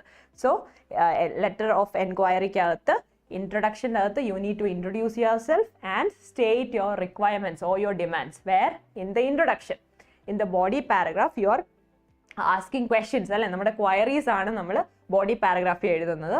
അവിടെ എന്ത് ചെയ്യണം? Use bullet points. And coming to the conclusion എന്താണ് ചെയ്യേണ്ടത്? Ask for a rough estimate and then provide a deadline. ഒന്നെങ്കിൽ ഡേറ്റ് കൊടുക്കാം, അല്ലെങ്കിൽ you can write something like as soon as possible. Okay, അപ്പം I hope it's clear. Next we are going to discuss the second type of business letter, that is called order letter. Okay, order letter എപ്പോഴാണ് നമ്മൾ എഴുതുന്നത്? If you want to place an order with a company, അപ്പോഴാണ് നമ്മൾ order letter എഴുതുന്നത്. അപ്പോൾ order ലെറ്ററിൻ്റെ അകത്ത് എന്തൊക്കെ കാര്യങ്ങളാണ് വേണ്ടത്? ഇൻട്രൊഡക്ഷൻ്റെ അകത്ത് ആസ് ഡിസ്കസ്ഡ് ടെലിഫോണിക്കലി എന്നൊക്കെ പറഞ്ഞ് I'm writing this purpose എഴുതണം അല്ലേ? In the introduction you need to write the purpose. What is the purpose? To place an order. Purpose, place an order. To place an order. Then body paragraph വരുമ്പോൾ എന്ത് ചെയ്യണം? Body paragraph വരുമ്പോഴേക്കും you have to draw a box. ബോക്സിൻ്റെ അകത്ത് serial number, then name of the product, പ്രോഡക്റ്റിൻ്റെ പേര് എഴുതണം. Then required quantity, എത്ര ക്വാണ്ടിറ്റി വേണം എന്നുള്ളത് എഴുതണം, ക്വാണ്ടിറ്റി എഴുതണം. And then at the end ബ്രാൻഡോ അല്ലെങ്കിൽ വേറെ എന്തെങ്കിലും സ്പെസിഫിക്കേഷനോ that you can decide either the brand or any other things that, ഇപ്പം അല്ലെങ്കിൽ അതിൻ്റെ പ്രൈസ് വേണേ, അങ്ങനെ ഒരു column. Anyway name of the product and quantity important ആയിട്ട് എല്ലാവരും ഇൻക്ലൂഡ് ചെയ്യണം കേട്ടോ. അപ്പോൾ ഓർഡർ ലെറ്റർ വരുമ്പോഴേക്കും if an order letter is being asked for your exam, എന്ത് ചെയ്യണം? You need to draw a box like this. Okay, എന്നിട്ട് ബോക്സിൻ്റെ അകത്ത് ഓരോ പ്രോഡക്റ്റിൻ്റെ പേര് എഴുതണം, ക്വാണ്ടിറ്റി 1 2 3 അങ്ങനെ എഴുതണം, and then the brand. So അതാണ് ഓർഡർ ലെറ്ററിൻ്റെ ബോഡി പാരഗ്രാഫിൻ്റെ അകത്ത് വരുന്നത്. ബോഡി പാരഗ്രാഫിൻ്റെ അകത്ത് എന്താണ് ചെയ്യേണ്ടത്? ബോക്സ് വരയ്ക്കണം. ദെൻ ഇൻ ദ കൺക്ലൂഷൻ്റെ അകത്ത് നമ്മൾ 2 കാര്യങ്ങൾ ചെയ്യണം. Information related to delivery. അപ്പം എന്തൊക്കെ പറയണം? ഡെലിവറി ലൊക്കേഷൻ പറയണം, പിന്നെ ഡെലിവറി ഡേറ്റും പറയണം. Okay, you need to give an expected ഒരു എക്സ്പെക്റ്റഡ് ഡെലിവറി ഡേറ്റ് അവരാണ് തരുന്നത്. പക്ഷെ നമ്മൾ ഓർഡർ പ്ലേസ് ചെയ്ത് കഴിഞ്ഞിട്ട് if you want your order to reach you before December നമുക്ക് സ്പെസിഫൈ ചെയ്യാം. ഓക്കെ, അപ്പം ഡെലിവറിയുടെ ഡേറ്റ് പറയണം, എങ്ങോട്ടാണ് നിങ്ങൾ പ്രോഡക്റ്റ് വിടേണ്ടത് അതും നമുക്ക് പറയാം, ഡെലിവറി ലൊക്കേഷൻ പറയണം. Second, mode of payment and date of payment. അപ്പം കൺക്ലൂഷൻ്റെ അകത്ത് ഇത്രയാണ് ഇൻക്ലൂഡ് ചെയ്യേണ്ടത്. Delivery date and location. Second point, കൺക്ലൂഷൻ്റെ അകത്ത് വരുന്നത് എന്താണ്? Mode of payment.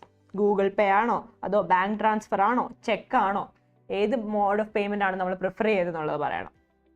And date of payment, will you be paying the money before the goods reach you, അതോ എല്ലാ പ്രോഡക്റ്റും കിട്ടിക്കഴിഞ്ഞാണോ പേയ്മെൻറ്റ് തരുന്നത്, അത് പറയണം.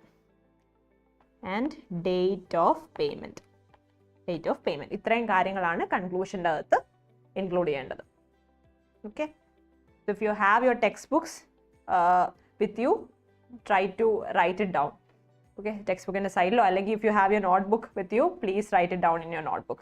അപ്പോൾ ഇങ്ങനെ പോയിന്റ്സ് ആയിട്ട് എഴുതുവാണെങ്കിൽ it will be easier for you to revise it before your exam.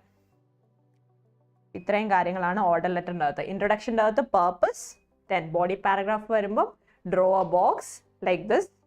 You can see the box in your textbook. Then conclusion അകത്ത് provide details related to delivery and payment. ഇത്രയേ ഉള്ളൂ order letters.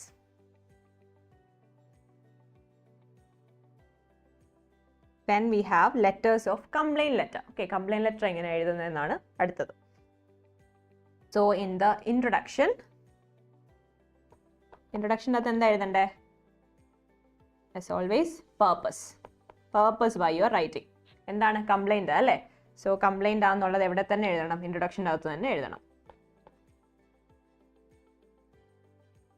ഇനി include important dates. Okay, അപ്പോൾ നമ്മൾ ഒരു സാധനം purchase ചെയ്തു, ആ പർച്ചേസ് ചെയ്തതിൻ്റെ ഡേറ്റ് നമ്മൾ ഇൻക്ലൂഡ് ചെയ്യണം. പിന്നെ പ്രോഡക്റ്റിൻ്റെ name. Yes I will write it. Name of the product, date of purchase,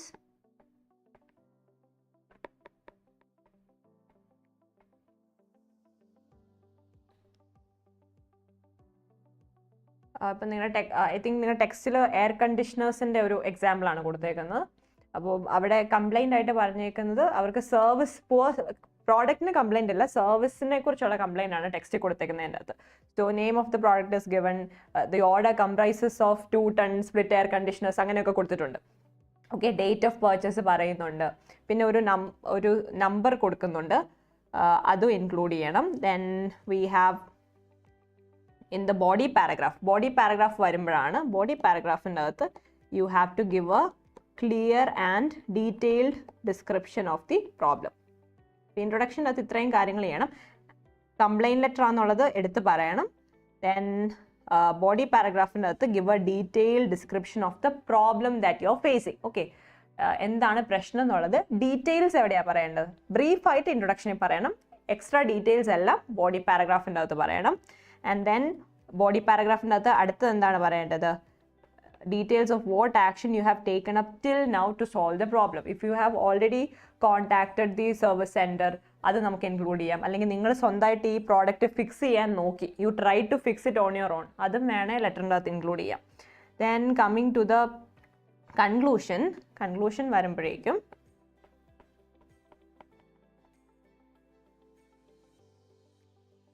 conclusion അത് നമ്മൾ എന്താ എഴുതുന്നത്? Your expectation from the receiver. Okay, in this case complaint letter എന്ന് പറയുമ്പോൾ obviously what will be your expectation from the receiver? You will either ask for a return or a refund, അല്ലെ exchange ഒക്കെ ചോദിക്കും. അത് clear ആയിട്ട് കൺക്ലൂഷൻ്റെ അകത്ത് പറയണം. Then give A reasonable time limit. Okay, ഇന്ന ഡേറ്റിനുള്ളിൽ എനിക്ക് റീഫണ്ട് വേണം അല്ലെങ്കിൽ എക്സ്ചേഞ്ച് ചെയ്ത് തരണം എന്നുള്ള കാര്യം പറയണം. I hope it's clear. ഇത്രയും കാര്യങ്ങളാണ് ലെറ്റർ ഓഫ് കംപ്ലൈൻറ്റിൻ്റെ അകത്ത് വരുന്നത്. Okay, so include the important dates, then mention the name of the product, then also state the purpose in the introduction itself. Then body paragraph വരുമ്പോഴേക്കും give details of the problem. If you have faced ഇപ്പം നിങ്ങളുടെ ടെക്സ്റ്റിൻ്റെ അകത്ത് പറയുന്നുണ്ട് it has caused great inconvenience to our clients. അപ്പം നമ്മൾ ഇവരുടെ poor service കാരണം നമുക്ക് ഇൻകൺവീനിയൻസ് വന്നു, ക്ലയൻസിന് ഇൻകൺവീനിയൻസ് വന്നു എന്നുള്ള കാര്യമൊക്കെ പറയുന്നുണ്ട്. അതെല്ലാം എന്താണ്? കംപ്ലൈൻറ്റിൻ്റെ ഡീറ്റെയിൽസ് ആണ്. അങ്ങനെയുള്ള ഡീറ്റെയിൽസ് എല്ലാം and the action that you have taken till now in order to resolve the problem on your own. അതെല്ലാം എവിടെയാണ് പറയേണ്ടത്? ബോഡി പാരഗ്രാഫിൻ്റെ അകത്ത് പറയണം. And coming to the conclusion, ask for a return, exchange or refund. പിന്നെ ഇത് ചെയ്യാനൊരു ഡേറ്റും നമ്മൾ കൊടുക്കണം. Okay, this is how you write a letter of complaint. Then attach a copy of any supporting document. എക്സാമിന് അത് ചെയ്യാൻ പറ്റത്തില്ല, but in real life if you have any supporting document, ബില്ലൊക്കെ ഉണ്ടെങ്കിൽ, ഇതിൻ്റെ അകത്തൊരു ബിൽ നമ്പറിൻ്റെ കാര്യം I think I forgot to mention. Bill number ഉണ്ടെങ്കിൽ അതും ഇൻക്ലൂഡ് ചെയ്യണം ഇൻട്രൊഡക്ഷൻ്റെ അകത്ത്. Then never make any personal accusations or allegations. If you do not like the brand, നിങ്ങളുടെ ബ്രാൻഡ് അല്ലെങ്കിൽ കൊള്ളത്തില്ലായിരുന്നു, എനിക്കറിയായിരുന്നു, അങ്ങനെയൊക്കെ പറയാൻ പറ്റുമോ ലെറ്ററിൻ്റെ അകത്ത്? Don't do that. Then avoid discussing any other concern besides the complaint issue. Complaint ലെറ്ററിൻ്റെ അകത്തുകൂടെ വേറൊരു ഓർഡർ പ്ലേസ് ചെയ്യാൻ പറ്റുമോ? No. Complaint letter should solely discuss the complaint, വേറൊന്നും ഡിസ്കസ് ചെയ്യരുത്. Okay, so this is how you write a complaint letter. Then we have reply to a letter of complaint. Okay, നമുക്കൊരു complaint letter കിട്ടി, അതിനെങ്ങനെയാണ് reply കൊടുക്കുന്നത്? അപ്പോൾ അതിന് എന്തൊക്കെ points include ചെയ്യണം? സോ ഇൻട്രൊഡക്ഷൻ്റെ അകത്ത് നമ്മുടെ bill number, name of the product, then date of purchase, just like the introduction of a complaint letter. ഈ കംപ്ലൈൻറ്റ് ലെറ്ററിൻ്റെയും reply to a letter of കംപ്ലൈൻറ്റിൻ്റെയും ഇൻട്രൊഡക്ഷൻ നിങ്ങൾ ടെക്സ്റ്റ് നോക്കിയാലും കാണും, ഇറ്റ്സ് വെരി സിമിലർ. ഇത്രയും പോയിന്റ്സ് ആണ് ഇൻക്ലൂഡ് ചെയ്യേണ്ടത്. Then coming to the body paragraph, you have to start with an apology.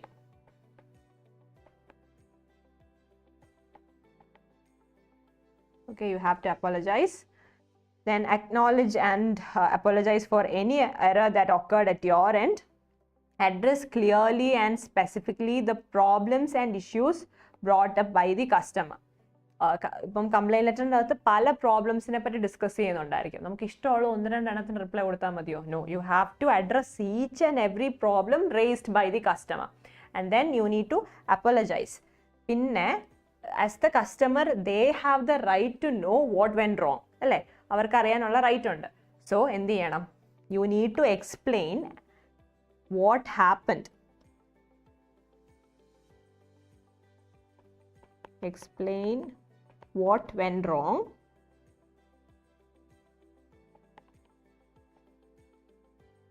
Then next, explain what you plan to do or may have already done to solve the problem. നിങ്ങൾ ഈ problem എങ്ങനെയാണ് solve ചെയ്യാൻ പോകുന്നത്, അല്ലെങ്കിൽ solve ചെയ്യാൻ വേണ്ടി എന്തൊക്കെ steps എടുത്തു, ഇതെല്ലാം അറിയാനുള്ള റൈറ്റും ആർക്കുണ്ട്? കസ്റ്റമറിനുണ്ട്. സോ ഈ 2 കാര്യങ്ങളും ബോഡി പാരഗ്രാഫിൽ മെൻഷൻ ചെയ്യണം. And coming to the conclusion, you have to reassure the customer that he will not experience such problems in the future. ഇങ്ങനത്തെ പ്രശ്നങ്ങളൊന്നും ഇനി ഉണ്ടാവത്തില്ല, നല്ല പ്രോഡക്റ്റ് അയക്കുള്ളൂ എന്നുള്ള കാര്യം എവിടെ പറയണം? കൺക്ലൂഷൻ്റെ അകത്ത് പറയണം.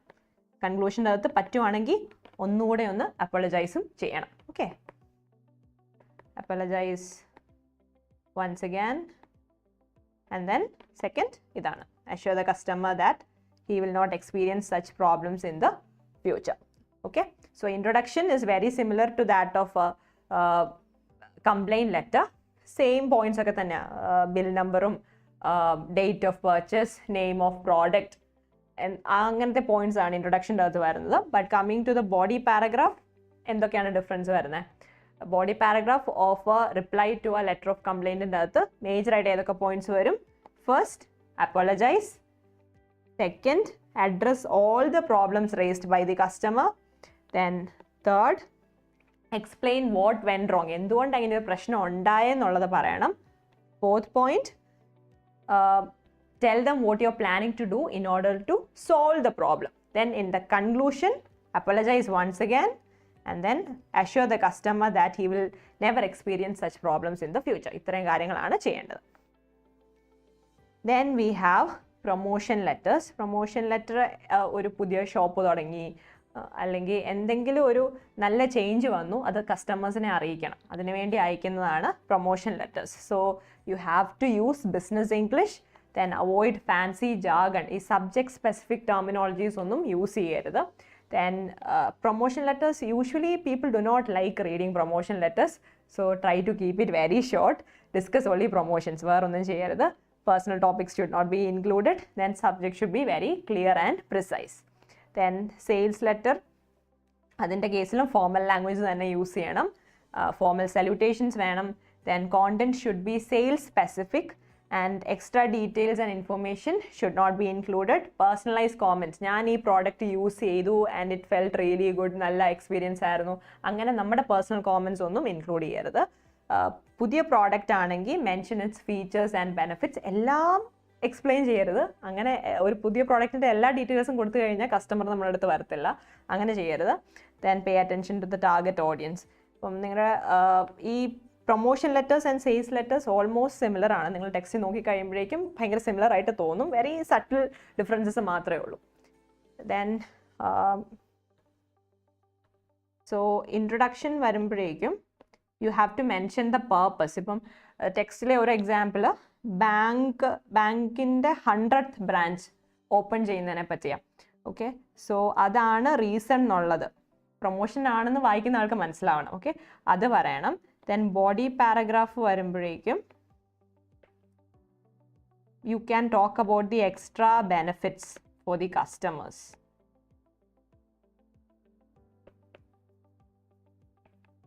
Okay, existing customer ആയതുകൊണ്ട് we are going to give you a discount, അല്ലെങ്കിൽ ഫ്രീ ആയിട്ട് ഒരു ഫെസിലിറ്റി നിങ്ങൾക്ക് പ്രൊവൈഡ് ചെയ്യും, അങ്ങനെയുള്ള കാര്യങ്ങൾ പറയണം. Then talk about the new facilities, നമ്മുടെ പുതിയ സ്ഥലത്ത് എന്തൊക്കെ പുതിയ ഫെസിലിറ്റീസ് ഉണ്ട് എന്നുള്ള കാര്യം പറയണം in the body paragraph. And in the conclusion എന്താണ് ചെയ്യേണ്ടത്? കൺക്ലൂഷൻ്റെ അകത്ത് you need to invite the customer. അപ്പോൾ ഇൻവിറ്റേഷനൊക്കെ കൊടുത്തു കഴിഞ്ഞിട്ട്, ഇപ്പോൾ പുതിയൊരു ഷോപ്പാണെങ്കിൽ എന്ത് ചെയ്യണം? ഷോപ്പിൻ്റെ അഡ്രസ്സും കൂടെ എവിടെ ഇൻക്ലൂഡ് ചെയ്യണം? കൺക്ലൂഷൻ്റെ അകത്ത് ഇൻക്ലൂഡ് ചെയ്യണം. Okay, please write it down in your notebook or mark this in your text book. 2 examples are given in your textbook, അത് റെഫർ ചെയ്താലും മതി. ഇത്രയും പോയിന്റ്സ് ആണ് വരുന്നത്. Okay, invite the customer to your shop. നിങ്ങൾ then we have sales letter കഴിഞ്ഞു. Last recovery letters, അതാണ് ഈ ചാപ്റ്ററിലെ last type of letter. Recovery എന്ന് വെച്ചാൽ എന്താ? എന്തെങ്കിലും സാധനം തിരിച്ചെടുക്കുന്നത് അല്ലേ? So recovery letters are usually send to people in order to remind them of their outstanding payments. അവർ പൈസ അടയ്ക്കാനുണ്ട്, അപ്പോൾ അതിന് അവർക്കൊരു റിമൈൻഡർ പോലെ അയക്കുന്നതാണ് റിക്കവറി ലെറ്റേഴ്സ്. ഇപ്പം മറ്റേ കസ്റ്റമറാണ് പൈസ ഇങ്ങോട്ട് തരാനുള്ളത്, എന്നാലും നമ്മൾ എന്ത് ലാംഗ്വേജ് യൂസ് ചെയ്യാവുള്ളൂ? Use only polite language. Okay, tell them that it is a gentle reminder. Then accusatory or threatening language use ചെയ്യാൻ പറ്റുമോ? പൈസ നിങ്ങൾ ഇങ്ങോട്ട് തരാനുണ്ട് എന്ന് വിചാരിച്ച് ത്രെട്ടൻ ചെയ്യാൻ പറ്റുമോ? No, don't do that. But if things go beyond control, if you have send them several letters, repeated ആയിട്ട് റിമൈൻഡേഴ്സ് കൊടുത്തിട്ടും അവരെ മൈൻഡ് ചെയ്യുന്നില്ലെങ്കിൽ you can use accusatory or threatening language. പക്ഷേ അത് ഒത്തിരി ഓവർ ആവരുത്, സൂക്ഷിച്ചേ യൂസ് ചെയ്യാവുള്ളൂ. Then state the reason for dispute, error and pay back. State the legal action that will be taken. Do not use official letters to vent out personal enmity. നമുക്ക് ആ ഒരു കസ്റ്റമറിനെ personally ഇഷ്ടമില്ലെങ്കിൽ അതിന് ഉള്ള ഒരു അത് പറയാൻ വേണ്ടി ഈ ലെറ്റർ യൂസ് ചെയ്യരുത്. Then keep the language formal. Okay, you can only use formal language. So recovery ലെറ്ററിൻ്റെ ഇൻട്രൊഡക്ഷൻ്റെ അകത്ത് പേർപ്പസ് എന്താണ്? ഇൻട്രോയ്ക്കകത്ത് പേർപ്പസ് പറയണം. പേർപ്പസ് എന്താണ്? ടു ജെന്റ്ലി റിമൈൻഡ് ദം അല്ലേ? അപ്പോൾ ജെന്റിൽ റിമൈൻഡർ എന്ന് പറഞ്ഞ് വേണം ലെറ്റർ സ്റ്റാർട്ട് ചെയ്യാൻ. And then state the outstanding amount, എത്ര രൂപയാണ് അവർ അടയ്ക്കാനുള്ളത്. ഓക്കെ, അത് ഇൻട്രൊഡക്ഷൻ്റെ അകത്ത് പറയണം. നിങ്ങളുടെ ടെക്സ്റ്റിൽ 2 പാരഗ്രാഫേ ഉള്ളൂ സാമ്പിൾ റിക്കവറി ലെറ്ററിൻ്റെ അകത്ത്. But I would say try to divide it into 3 paragraphs. ഒരു ഇൻട്രൊഡക്ഷൻ, ബോഡി പാരഗ്രാഫ്, കൺക്ലൂഷൻ, അതാണ് നല്ലത്, കുറച്ചുകൂടെ better. Okay, state the outstanding amount. Then ഈ ഔട്ട്സ്റ്റാൻഡിങ് എമൗണ്ട് വരുമ്പോഴേക്കും ഇൻട്രസ്റ്റ് റേറ്റ് ഒക്കെ ഉണ്ടെങ്കിൽ അതിൻ്റെ കാൽക്കുലേഷനും കൂടെ കാണിക്കണം. Show them the calculation. Okay,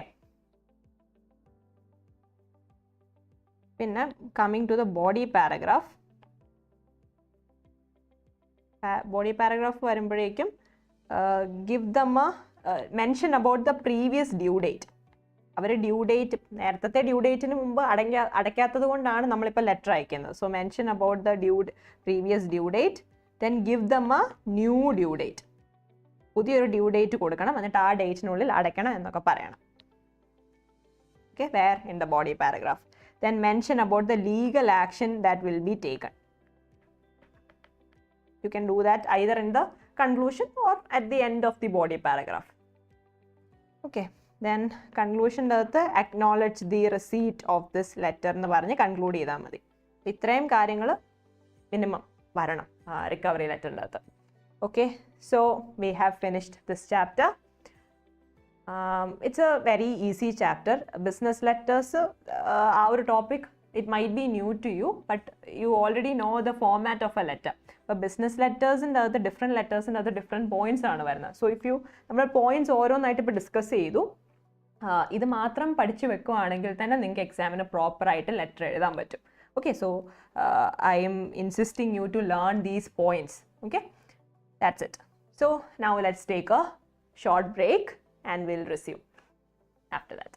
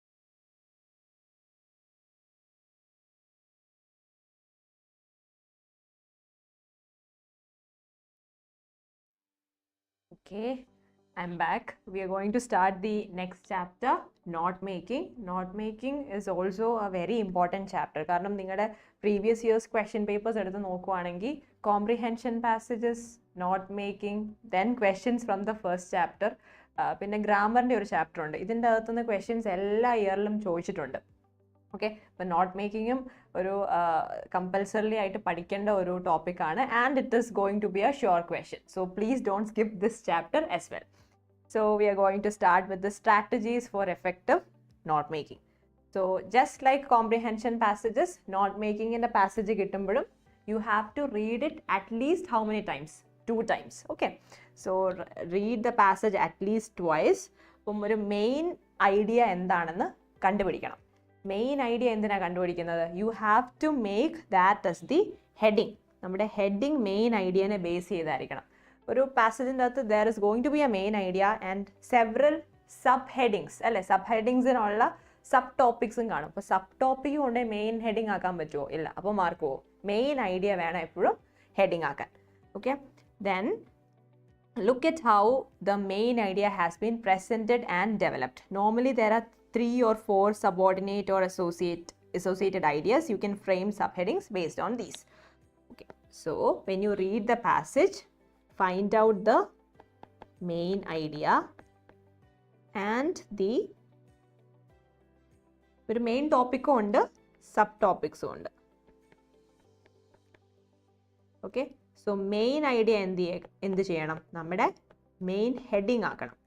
sub topics എന്ത് ചെയ്യണം? നമ്മുടെ സബ് ഹെഡിങ്സ് ആക്കണം.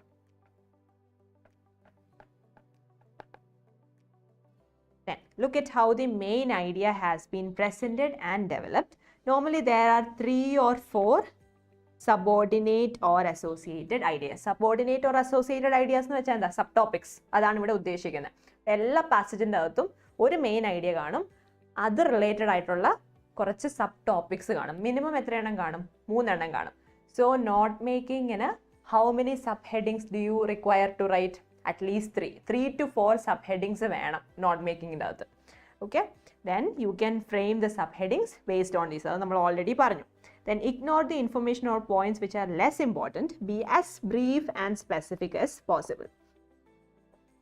Leave out examples and other unnecessary details. So you have to make your notes as short as possible. ഇപ്പം 5 marks ആണ് എന്ന് പറഞ്ഞ് ഒത്തിരി എഴുതേണ്ട ആവശ്യമുണ്ടോ നോട്ട് മേക്കിങ്ങിന്? ഇല്ല. ഇപ്പം ചില സബ് ഹെഡിങ് എന്ന് പറയുന്നത് ഓൾറെഡി ഷോർട്ടാണ്. സബ് പോയിന്റ്സ് വരുമ്പോഴും വലിയ ലോങ് സെൻറ്റൻസസ് ഒന്നും എഴുതരുത്, ഭയങ്കര ഷോർട്ടായിട്ട് വേണം എഴുതാൻ. ഈ അൺനെസസറി ഡീറ്റെയിൽസ് ഇൻക്ലൂഡ് ചെയ്യേണ്ട ആവശ്യമുണ്ടോ? No, you do not have to include any unnecessary details, just the main points. Examples ഒക്കെ വരുമ്പോൾ എന്ത് ചെയ്യണം? അതൊക്കെ കംപ്ലീറ്റ്ലി നമ്മൾ ഇഗ്നോർ ചെയ്യണം. Then systematically divide and subdivide the important information. Write the points in a logical sequence. We'll learn about that later. Then you can write in phrases or points only. ഇതാണ് ഒത്തിരി സ്റ്റുഡൻസിന് വരുന്ന ഒരു mistake ആണ്. എപ്പോഴും sub points എഴുതുമ്പോൾ sub ഹെഡിങ്ങിൻ്റെ താഴെ നമ്മൾ ഫോമാറ്റ് ഡിസ്കസ് ചെയ്യും കുറച്ചുകൂടെ കഴിയുമ്പം, but please keep this in your mind. Sub points എഴുതുമ്പം ഒത്തിരി സ്റ്റുഡൻസും കംപ്ലീറ്റ് സെൻറ്റൻസസ് എഴുതും. അങ്ങനെ ചെയ്യാവോ? കംപ്ലീറ്റ് സെൻറ്റൻസസ് എഴുതരുത്. ഇപ്പം though you write in phrases or points only, the information should be complete. ഇതൊരു ഫുൾ സെൻറ്റൻസാണ്, ഒരു കംപ്ലീറ്റ് സെൻറ്റൻസാണ്. അപ്പം ഇത് നോൺ മേക്കിങ്ങിൻ്റെ അകത്ത് ഇത് എഴുതണമെങ്കിൽ എത്രയും മാത്രം എഴുതിയാൽ മതി? യൂസ് ഫ്രേസസ് / പോയിന്റ്സ്, അങ്ങനെ എഴുതാവുള്ളൂ. ഇത് ഫുള്ളും കൂടെ എഴുതി വെക്കാവോ? ഒരിക്കലും ചെയ്യരുത്. ഫുൾ കംപ്ലീറ്റ് സെൻറ്റൻസ് എഴുതുമ്പോഴാണ് മാർക്ക് കുറയുന്നത്. എപ്പോഴും പോയിന്റ്സ് എഴുതാവുള്ളൂ. പോയിന്റ്സ് എന്ന് വരുമ്പോൾ ഞാൻ എന്താ ഉദ്ദേശിച്ചതെന്ന് നിങ്ങൾക്ക് മനസ്സിലായോ? നിങ്ങൾ ക്ലാസ്സിൽ ലെക്ചർ നോട്ട്സ് എഴുതത്തില്ലേ? ലെക്ചർ നോട്ട്സ് എഴുതുമ്പോഴേക്കും ഫുൾ സെൻറ്റൻസസ് ആണോ എഴുതുന്നത്? ജസ്റ്റ് ദ പോയിന്റ്സ്, അല്ലേ? ഫ്രേസസ് മാത്രമേ എഴുതത്തുള്ളൂ. അങ്ങനെ തന്നെ വേണം നോൺ മേക്കിങ്ങിൻ്റെ അകത്തും എഴുതാൻ. Okay, this is a very important point. Please don't forget this. Okay, then indent. ഇൻറ്റൻറ്റിനെ പറ്റി നമ്മൾ നേരത്തെ പഠിച്ചായിരുന്നു ലെറ്റർ റൈറ്റിങ്ങിൻ്റെ അകത്ത്. ഒരു മാർജിൻ, ഓക്കെ, ഒരു പേജ് ഇമാജിൻ ചെയ്യുക. മാർജിൻ ഉണ്ട്. The space between the margin and the first word, അതാണ് ഇൻഡൻറ്റേഷൻ, അല്ലേ? സോ നമ്മൾ പ്രോപ്പറായിട്ട് ഇൻറ്റൻറ്റ് ചെയ്യണം. നമ്മൾ ഹെഡിങ് എഴുതി കഴിഞ്ഞിട്ട് നടുക്കായിട്ട് ഹെഡിങ് എഴുതി ഫസ്റ്റ് പോയിന്റ് എഴുതുമ്പോൾ ഒരു സ്പേസ് വിട്ടിട്ട് വേണം ഫസ്റ്റ് സബ് ഹെഡിങ് എഴുതാൻ. ഇനി ഫസ്റ്റ് സബ് ഹെഡിങ് എഴുതി കഴിഞ്ഞിട്ട് അതിൻ്റെ താഴെ മിനിമം ഒരു 3 സബ് പോയിന്റ്സ് എങ്കിലും കാണും. അപ്പം ഈ 1ന്റെ താഴെ 1.1 എഴുതാൻ പറ്റുമോ? Is it correct? What do you think? It is incorrect. കറക്റ്റായിട്ട് എങ്ങനെ എഴുതേണ്ടത്? വീണ്ടും സ്പേസ് വിട്ട് ഇവിടെ വേണം 1.1 എഴുതാൻ. Okay, I will discuss that in detail later. ഞാൻ ജസ്റ്റ് ഒന്ന് ഇൻറ്റൻറ്റ് ചെയ്യുന്നതിൻ്റെ കാര്യം പറയാൻ വേണ്ടി മെൻഷൻ ചെയ്തതേ ഉള്ളൂ. Okay, leave no space for ambiguity. നമ്മൾ ഫ്രേസസും ഷോർട്ട് സെൻറ്റൻസസും യൂസ് ചെയ്യുന്നതുകൊണ്ട് തന്നെ note making can become a little confusing for the reader. അപ്പം try to avoid all sorts of ambiguity by being very clear and precise about what you write. Then avoid adding your own interpretation. നമ്മുടെ തന്നേക്കുന്ന പാസേജിൻ്റെ അകത്തെ information അല്ലാതെ നമ്മുടെ കയ്യിൽ നിന്ന് വേറെ information include ചെയ്യാൻ പറ്റുമോ? No, you cannot do that. Ensure that you do not change the author's intended meaning. Author ഒരു ആ പാസേജിൽ കൂടെ that person is trying to convey an idea. അപ്പം ആ ഇൻറ്റൻറ്റഡ് മീനിങ് നമ്മൾ മാറ്റാൻ പോകരുത്, നമ്മുടെ ഇൻ്റർപ്രിറ്റേഷൻ ഒന്നും ആഡ് ചെയ്യരുത്. Then abbreviate often repeated terms. Intent, then abbreviate. Abbreviate എന്ന് വെച്ചാൽ എന്താണ്? നമ്മൾ അബ്രിവിയേഷനെ പറ്റിയും ഡീറ്റെയിൽഡ് ആയിട്ട് പഠിക്കും. ഇപ്പം ഒരു വേർഡ് ഷോർട്ടാക്കി, ഗവൺമെൻറ്റിന് GOVT എന്ന് നമ്മൾ ഷോർട്ടാക്കി എഴുതത്തില്ലേ? ഓർഗനൈസേഷൻ ORG, അങ്ങനെ ഷോർട്ടായിട്ട് എഴുതുന്നതാണ് abbreviation. Your notes should contain abbreviations as well. Okay, so there are different types of note making. ഈ നോൺ ലീനിയറും ലീനിയറും ഒക്കെ നിങ്ങളുടെ ടെക്സ്റ്റ് ബുക്കിൽ കൊടുത്തിട്ടുണ്ട്. ബട്ട് എക്സാമിന് ലീനിയർ മാത്രമേ ചോദിക്കാറുള്ളൂ usually. So give more importance to linear note making. ആ ഒരു ഫോമാറ്റാണ് നിങ്ങൾ കൂടുതലും പഠിക്കേണ്ടത്. മറ്റത് ജസ്റ്റ് ഒന്ന് നോക്കി വെക്കണം, but give more importance to linear note making. This is the format that you are expected to learn. Now, linear note making is very simple. It's the most common style of note making. Notes are written down the page, one line after the other in a structured manner. Headings ഉണ്ട്, then subheadings ഉണ്ട്, then keywords, underlining, indentation and use of abbreviations.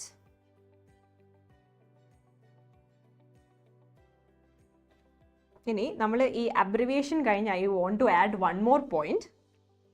You have to include a key, which are list of abbreviations that you used. നമ്മൾ not മേക്കിങ്ങിൻ്റെ അകത്ത് കുറേ words അബ്രിവിയേറ്റ് ചെയ്യും. അപ്പോൾ എല്ലാ not making ചെയ്ത് കഴിഞ്ഞിട്ട് ലാസ്റ്റ് കീ എന്ന് പറഞ്ഞൊരു ഹെഡിങ് കൊടുത്ത് ഒരു ബോക്സിൻ്റെ അകത്ത് എന്ത് ചെയ്യണം? Give A list of all the abbreviations and it's expanded form. ഇപ്പം ORG എന്ന് പറഞ്ഞൊരു അബ്രിവിയേഷൻ നിങ്ങൾ യൂസ് ചെയ്തിട്ടുണ്ടെങ്കിൽ ബോക്സിൽ ORG എന്ന് എഴുതിയിട്ട് അതിൻ്റെ അപ്പുറത്ത് എന്ത് എഴുതണം? Organisation. Right it's expanded form. എവിടെയാണ് ഈ ബോക്സ് വരയ്ക്കേണ്ടത്? Once you finish writing the notes, note making ഒക്കെ കഴിഞ്ഞ് വേണം ബോക്സ് വരയ്ക്കാൻ. ഓക്കെ, അപ്പം നമ്മുടെ മെയിൻ പോയിന്റ്സ് എന്തൊക്കെയാണ്? Figure out the main idea from the passage and your main heading should be based on the main idea, and there are several subordinate ideas or subtopics in the passage. ആ ഓരോ sub topic അല്ലെങ്കിൽ ആ ഓരോ subordinate ഐഡിയാസിന് എന്ത് ചെയ്യണം? നമ്മുടെ sub headings ആക്കണം. ഓരോ സബ് ഹെഡിങ്ങിൻ്റെയും താഴെ എന്ത് വേണം?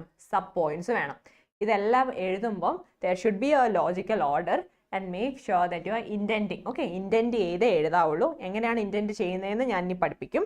And then include abbreviations. If you do not include abbreviations, you will lose your marks. ഇനി abbreviations include ചെയ്ത് കഴിഞ്ഞിട്ട് ലാസ്റ്റ് ഒരു കീ പോലെ, okay, list of all the abbreviations that you used, ഒരു ബോക്സ് വരച്ച് അതും എഴുതണം.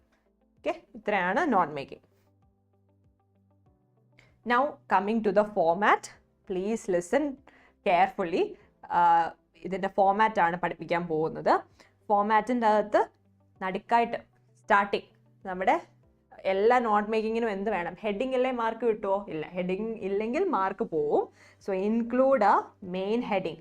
Main heading should always be based on the main idea. Then ഇവിടെ ഒരു മാർജിൻ ഉണ്ട് എന്ന് ഇമാജിൻ ചെയ്യുക. ഓക്കെ, സോ നമ്മുടെ റീഡിംഗ് എന്നുള്ളതാണ് ഇവിടുത്തെ സബ് ഹെഡിങ്.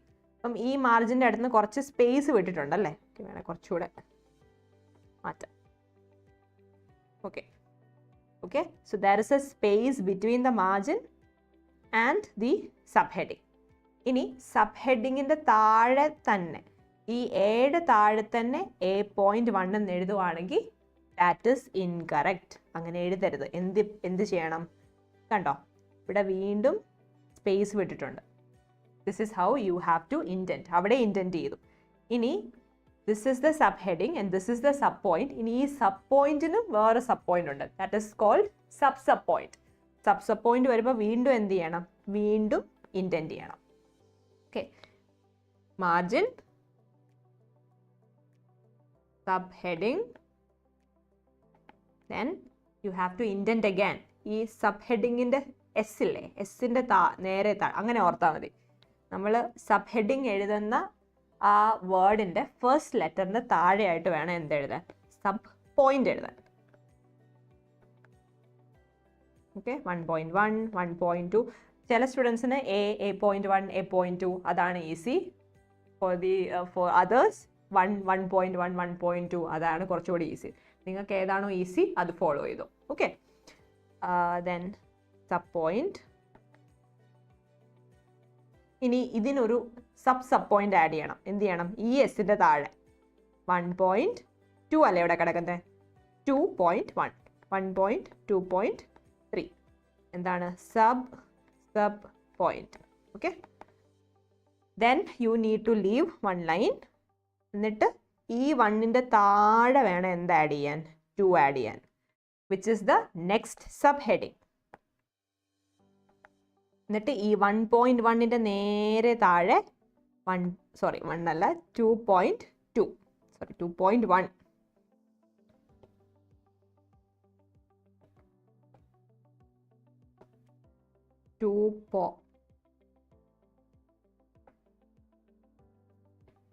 എസിൻ്റെ താഴെ തന്നെ 2.1, then 2.2, 2.3 അങ്ങനെ വേണം പോവാൻ. Okay, I hope the format is clear. So the main heading should be in the middle.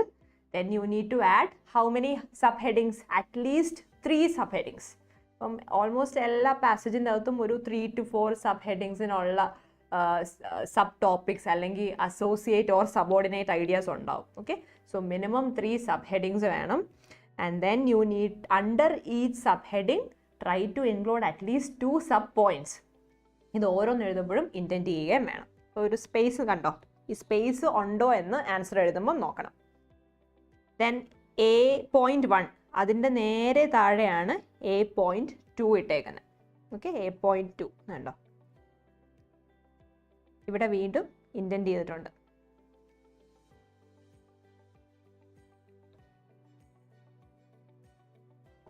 So ഇതിൻ്റെയും സ്പേസ് നോക്കിക്കേ, രണ്ടും ഈക്വലാണ്.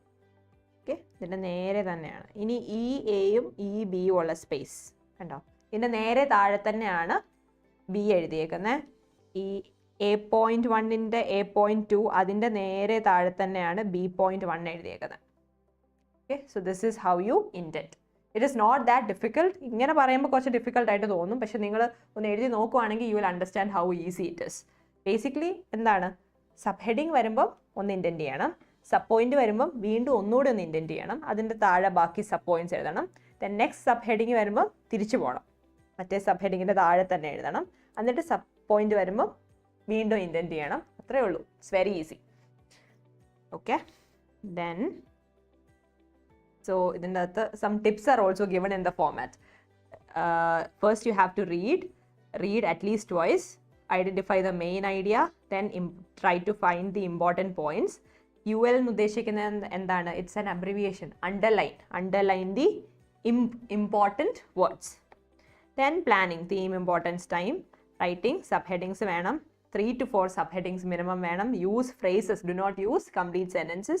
Ignore unimportant info. Info എന്താണ്? Information. Indent and number subheadings and subpoints. Then abbreviate. എങ്ങനെയുള്ള വേർഡ്സാണ് നമ്മൾ അബ്രിവിയേറ്റ് ചെയ്യേണ്ടത്? Long ആയിട്ടുള്ള വേർഡ്സും ഒത്തിരി repeat ചെയ്തേക്കുന്ന വേർഡ്സും കണ്ടോ? റിപ്പീറ്റഡ് അബ്രിവിയേറ്റ് ചെയ്തേക്കുക. Use common symbols. അബ്രിവിയേഷൻ പോലെ തന്നെ ഇമ്പോർട്ടൻ്റ് ആണ് സിമ്പിൾസ് ആൻഡ് ആക്രണിംസ്. ആക്രണിംസ് എപ്പോഴും നമുക്ക് കിട്ടണം എന്നില്ല, ബട്ട് സിമ്പിൾസ് നമുക്ക് കോമൺ ആയിട്ട് എല്ലാ നോട്ട് മേക്കിങ്ങിൻ്റെ അകത്തും യൂസ് ചെയ്യാൻ പറ്റുന്ന ഒരു സിമ്പിളാണ്. ആൻഡ് പറ്റത്തില്ലേ? ആൻഡ് പറ്റും. പിന്നെ ദാറ്റ് ഈസ്, IE പറ്റും. ദെയർഫോർ പറ്റത്തില്ലേ? അങ്ങനത്തെ സിമ്പിൾസ് ഒക്കെ നമുക്ക് യൂസ് ചെയ്യാം in note making.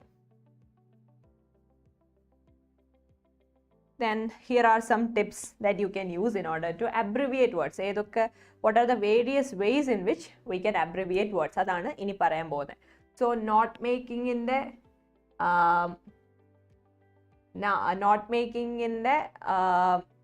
format ellarkum clear ayo? Is it clear?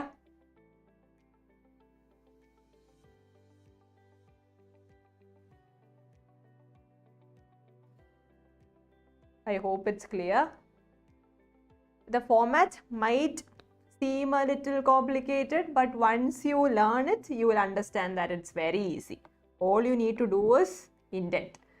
Indent ചെയ്യുന്ന മാത്രം മറക്കാതിരുന്നാൽ മതി. ബാക്കിയെല്ലാം നിങ്ങൾ ഓർത്തിരിക്കാൻ ചാൻസ് ഉണ്ട്. ഈ ഇൻറ്റൻറ്റ് ചെയ്യുന്നതാണ് മറന്നു പോകുന്നത്. പിന്നെ അബ്രിവിയേഷനും ഇൻക്ലൂഡ് ചെയ്യാൻ മറക്കരുത്. And another common mistake is do not include complete sentences. Full sentences use ചെയ്യരുത്. Use only phrases and points.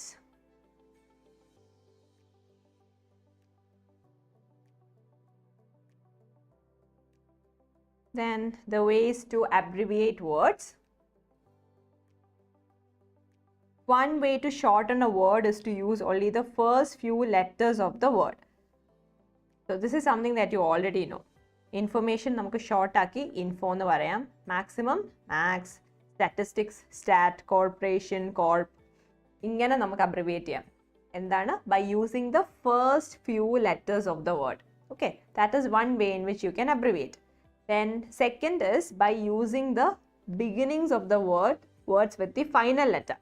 So government, beginning of the word, beginning letters of the words edokeyana? GOV and T. Department in the DEP ആണ് first few letters. DEP and then T.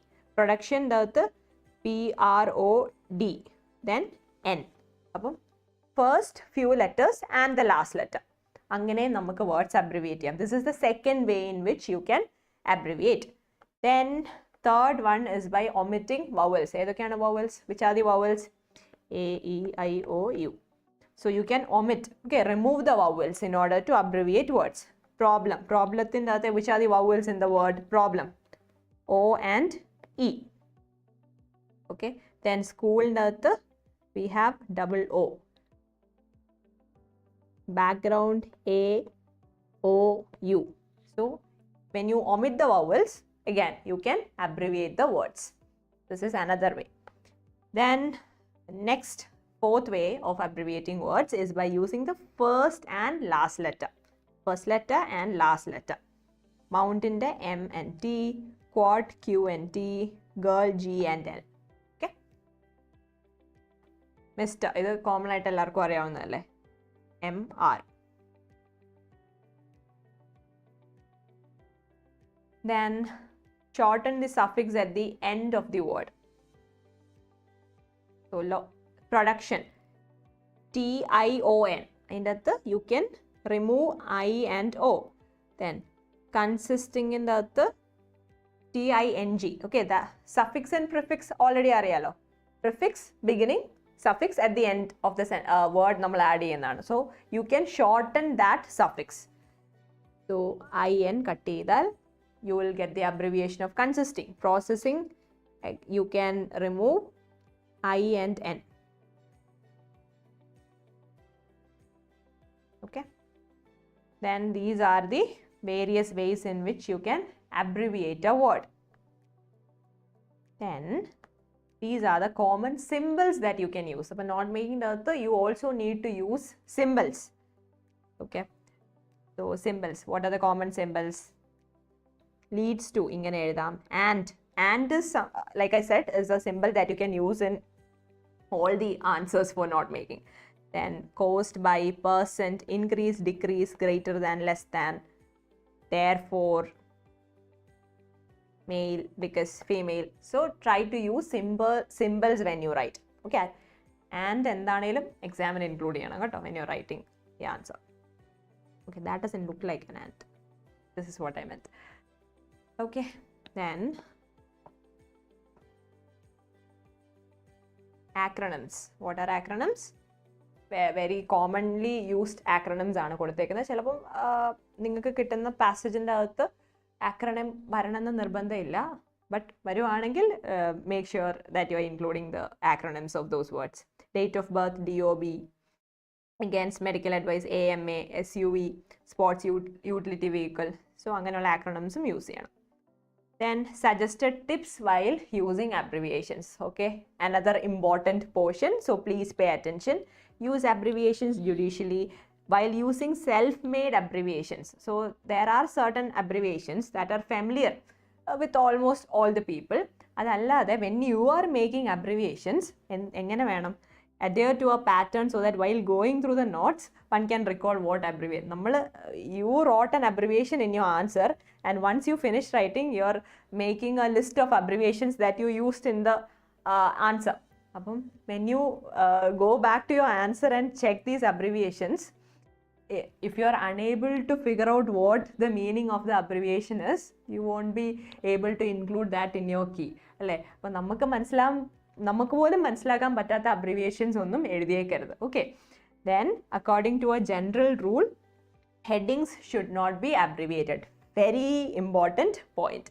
The main heading, we are talking about the main heading. Okay, main heading should not be abbreviated. Then subheadings. Okay, ഞാനും subheadings abbreviate ചെയ്യാറില്ലായിരുന്നു not making ഒക്കെ എക്സാമിന് വരുമ്പം. So do not, I would say it is okay to abbreviate the subheading. കുഴപ്പമില്ല, പക്ഷേ try not to. You have to abbreviate the main points. Okay, main points എന്താണെങ്കിലും abbreviate ചെയ്യണം. Subheadings, you can abbreviate the subheadings, there's nothing wrong in that, but I was just saying. Then avoid forming a sentence. This is very important. Avoid forming a sentence with only abbreviations and symbols. Don't do that. Okay, never you make a sentence full of abbreviations. Okay, abbreviations വേണം, അവിടെ ഇവിടെയൊക്കെ മതി, ഒത്തിരി ഓവറായിട്ട് abbreviations use ചെയ്യരുത്. It would not be comprehensible, means it won't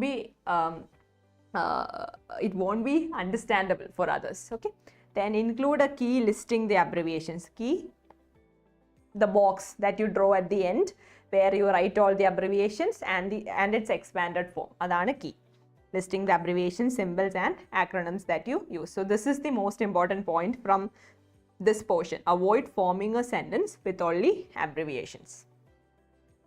So once you finish making the notes and providing a key at the end, the next part of the question is, what is it? Write a summary. Summary of the notes that you prepared. So how can you write a summary? Adana ivida parnekkunnu. A summary is a shortened or condensed version of a longer essay or reading. It is not a redraft of the original text and should not be long. So the purpose of writing a summary is to give a basic idea of the original text. Then a summary should not have a word limit exceeding 25% of the original text. അപ്പോൾ summary വരുമ്പോഴേക്കും നമ്മുടെ original ടെക്സ്റ്റിനെക്കാട്ടി 25%-നെക്കാട്ടി കൂടാൻ പാടില്ല. Okay, so it shouldn't exceed 25% of the original text. Some students, when they become very sincere in the aim, they'll write a summary that is even longer than the original passage. അങ്ങനെ ഒന്നും ചെയ്തേക്കരുത്. Okay, your summary should be very short. Then remember that a summary must include all the points from the notes. So you have to refer to the notes that you have prepared and make a summary. Okay, not the passage. And try to include all the points that you have included in your notes. Then you can use abbreviations when you write the notes. Okay, not making notes, you can use abbreviations. It is okay. But can you use abbreviations when you're writing a summary? No, you are not allowed to use abbreviations in the summary. Another important point. Then to write a summary, you must use your own words. You cannot copy paste the sentences from the passage. You have to use your own words. Okay, one tip that I would give is try to use the synonyms of the words given in the passage when you are making the summary. Then express briefly the main idea and the relevant details. Use the information given in the notes. Do not add or subtract any piece of information. Do not make assumptions. Use short and crisp sentences. Why? Because a summary should not exceed more than 25% of the original text. So if you write very long sentences, what will happen? Your summary will end up becoming too long. we don't want that to happen. So use only short sentences. Okay, do not include lengthy sentences. And another tip is you can use and, the word and, in your summary. When like what I'm trying to tell you is use compound sentences. Okay, compound sentences, what is the meaning? Compound, you already learned about compound sentences and complex sentences. Try to include different ideas in one sentence. Okay, then avoid repetition. The summary is supposed to be short, and if you repeat the words or the ideas over and over again, your summary will become longer. Don't let that happen. So avoid repetitions.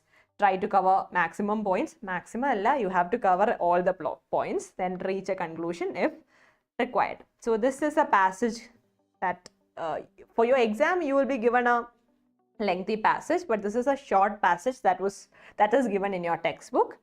So please read the passage quickly. Won't take much time, and after that we'll discuss the notes. Okay, we'll see how we can write the notes for this passage.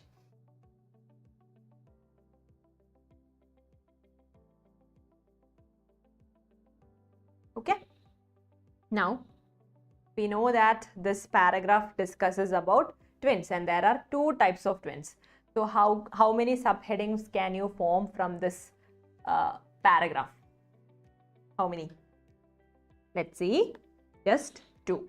Okay, so what can be the main heading when you prepare the notes of that paragraph?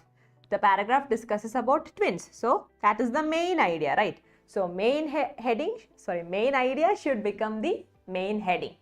Okay, main idea should always become the main heading of your notes. So twins is the main heading, and then we have subheadings. How many subheadings can you form? The paragraph only talks about two types of twins, so you can only form two subheadings: fraternal twins and identical twins. As you can see, the headings are not abbreviated. The main heading is not abbreviated. The subheadings are also not abbreviated, but if you want, you can abbreviate the subheading. That is okay. You won't lose your marks for doing that. But then coming to the sub points, you can find abbreviations developed from two separate eggs. Abbreviation: fertilization of eggs happen at the same time, not similar in physical characteristics.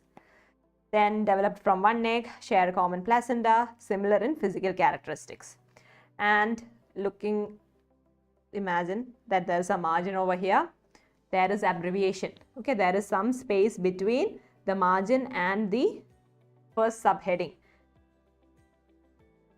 Now looking at the second subheading, again there is a space between the margin and the subheading. Then coming to the subpoints, again indentation is followed. It is longer, right?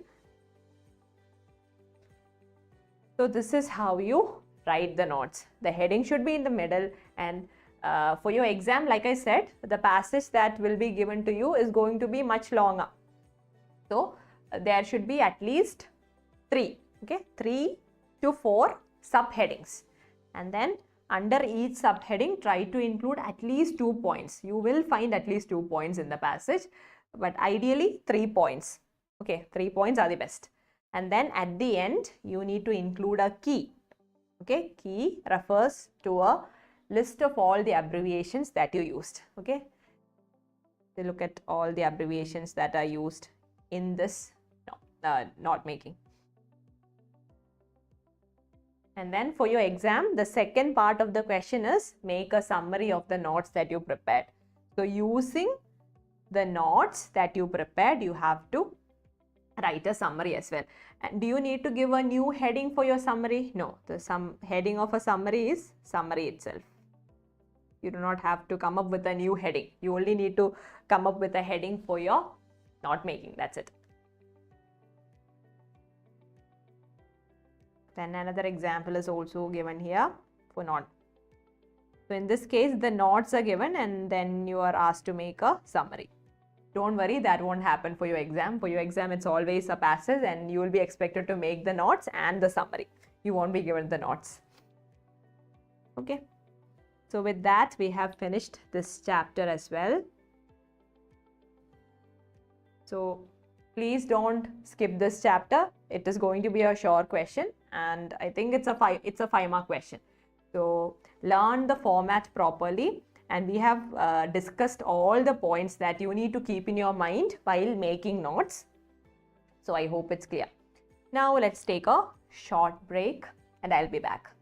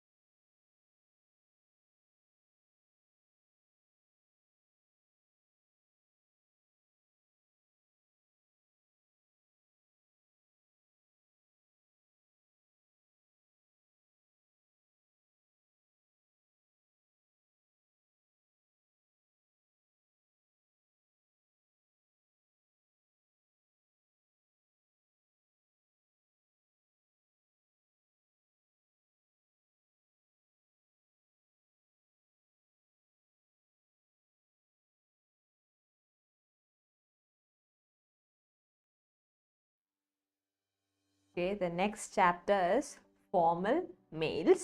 So we'll start with the format of formal mails. What is the format? This is something that you already know. So letter പോലെ ഇതിന് change ഒന്നും വന്നിട്ടില്ല, same പഴയ format തന്നെ എപ്പോഴും. So you have to start with the sender's email address. So when you're writing a letter to someone, you don't have to write from and to, right? But when you're writing an email, okay, I'm talking about writing an email as an answer in your exam, you need to include the words from, to, etc. Okay, and after writing from, do not write the name of the sender. Instead, write the email address, okay, the sender's email address. Then to, again, the receiver's email ID, not the name. Some students accidentally write the name of the sender and the receiver, okay, names of the sender and the receiver. Please don't make that mistake. Include the email ID of the sender and the receiver. After writing from and to, on the next line you have to write CC/BCC. If you want to send a copy of the email to someone else, you can put that in CC or BCC. Okay, so when you put the email ID of the other people in CC, the person receiving your email will be able to understand that you have shared the email with others. But if you put that in BCC, they won't be able to figure it out. So BCC is more safer. I mean, if you want privacy, then go for BCC. But for your exam, just write CC and BCC. And then write the subject. Means subject, the main topic, the reason why you're writing. And subject should always be brief. If you write 2 lines as your subject, you will lose your marks. Try to make it as short as possible. And then start with the salutation. Okay, dear Mr. Price, respected sir or madam. Okay, or simply sir or madam. If you're addressing to a group, if your email is meant for a group, then you can start with dear all. Okay, all of such things are included in your textbook, so please make sure that you read the textbook, read that chapter. Then the introduction, okay, introduction is missing over here. So introduction, you need to include the, what do you need to include in the introduction? The purpose why you're writing, right? The purpose. And if you're writing an email to a person for the first time, you need to introduce yourself. Include your name and your company's name, and then the purpose why you're writing. And in the main body, yeah, it's over here, the introduction. Yeah, I did not notice this point. Okay, and in the body paragraph, just like your letter, the formats are very similar. Okay, instead of writing the names and addresses of the sender and the receiver, you only need to write the email addresses of the sender and the receiver, and there is something extra called CC and BCC. Other than that, the content is very similar to that of a letter. Then body paragraph is where you give all the extra details, the elaborate details. Elaborate details, it doesn't mean that you have to make it very long. Include only the relevant points. Then make a concluding statement. That is the conclusion, right? Conclusion. What do you write in the conclusion? Your expectation. What do you want the receiver to do? Okay, if you want to make a suggestion, again, you can add that in the conclusion. Then, yeah, if you want to delegate the responsibility to others, delegating the responsibility to others is something that you expect the other person to do. So basically, all your expectations should be listed in the conclusion. And then if you want to attach a document, you can include a sentence, please find the attached. Then you can use, yeah, please find attached and include the document. So for your exam, you don't have to do this. But in real life, if you include the sentence, please find attached, you have to attach the documents or the PDF, okay? Then signature line, okay, this is very important. Signature line is after the complimentary clause, you have to include your full name.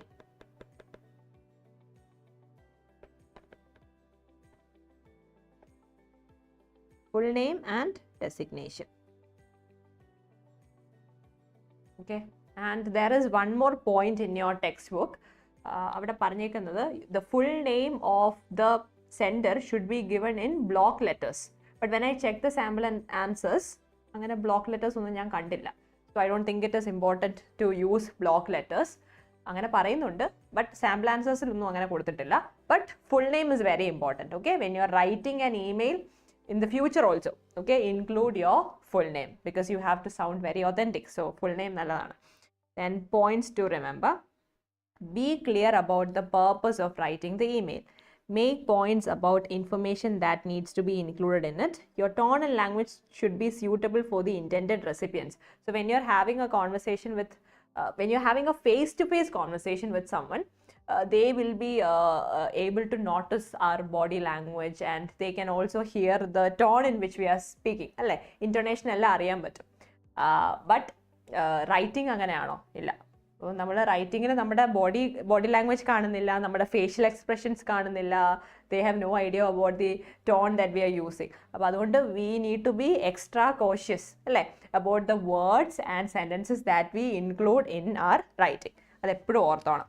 Then use your official ID for all the work related emails. Use an appropriate salutation. Salutation is not respected sir or madam, but now dear sir or madam is also considered as formal, so you can use that. Then if you know the name of the recipient, you can include that name in the salutation. Okay, if you are unaware of the name, what should you do? You can use the designation or the job position. Either name or designation, or sir or madam. Okay, if you have no idea about the name or the designation, then you can go for sir or madam. Then keep the email short and simple because nobody has the time to read lengthy emails. Then nobody has the patience to stare at the screen reading something so long. Adonde make it short. Use short sentences to convey your messages clearly and concisely.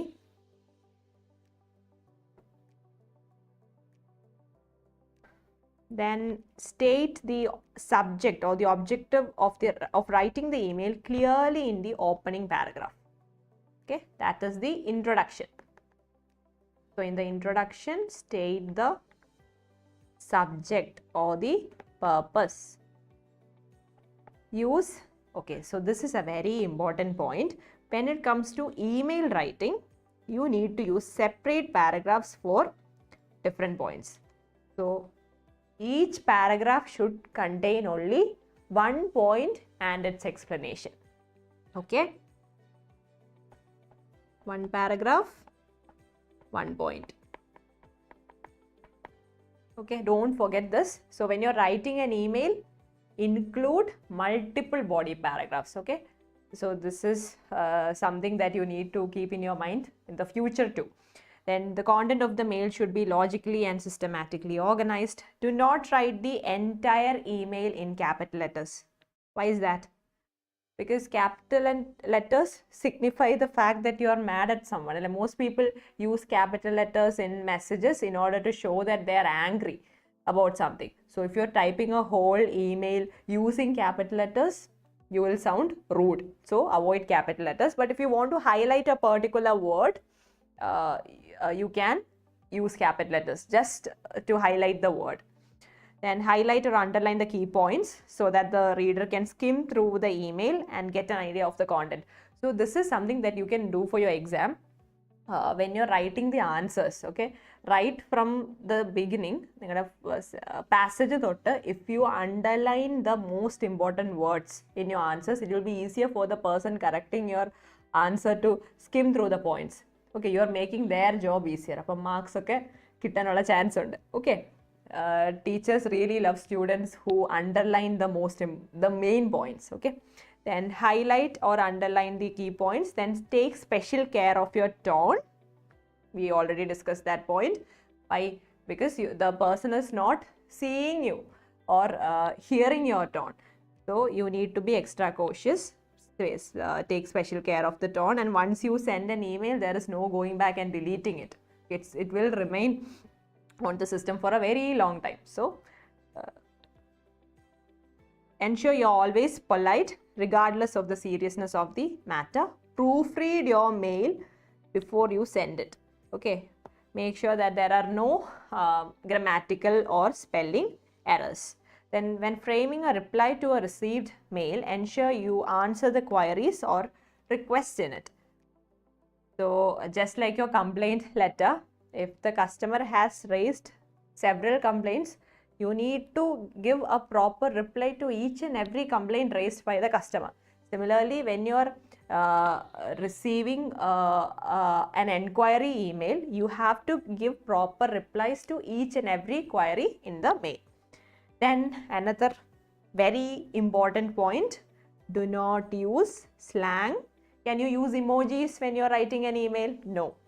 In real life too, don't use emojis. When you're writing a informal email to your friend or your family member, it's fine, you can. Otherwise, do not include emojis when you're writing a formal mail.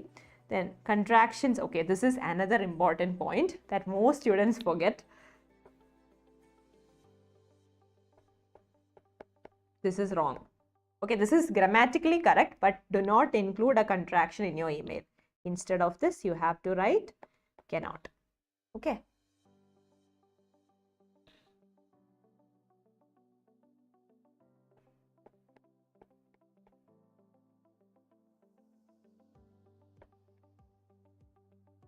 Okay, don't use contractions. This is wrong. Instead of this, you have to write do not. Okay, so please don't forget about this point. I would say do not use contractions in any of your writing for your exam. In article writing, in report writing, and letter writing, stay away from contractions. Okay, use the expanded form. Then can you use abbreviations when you're writing an email? No. Again, abbreviations can only be used in note making. Okay, nowhere else. Then SMS language, no. Some students, I've seen students doing this. Some students end up writing you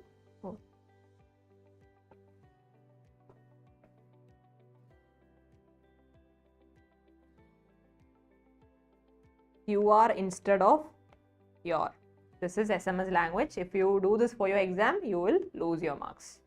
Then using casual language. Can you use casual language? No. If you use casual language, you won't sound very serious. Okay. So if you want to sound serious, you have to use proper formal language. Okay. Avoid the usage of casual language as well.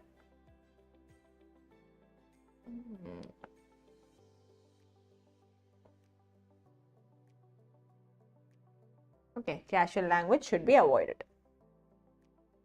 Now I'll show you the incorrect version and the correct version of an email. Quickly read the incorrect version of this email and see if you can spot the mistakes.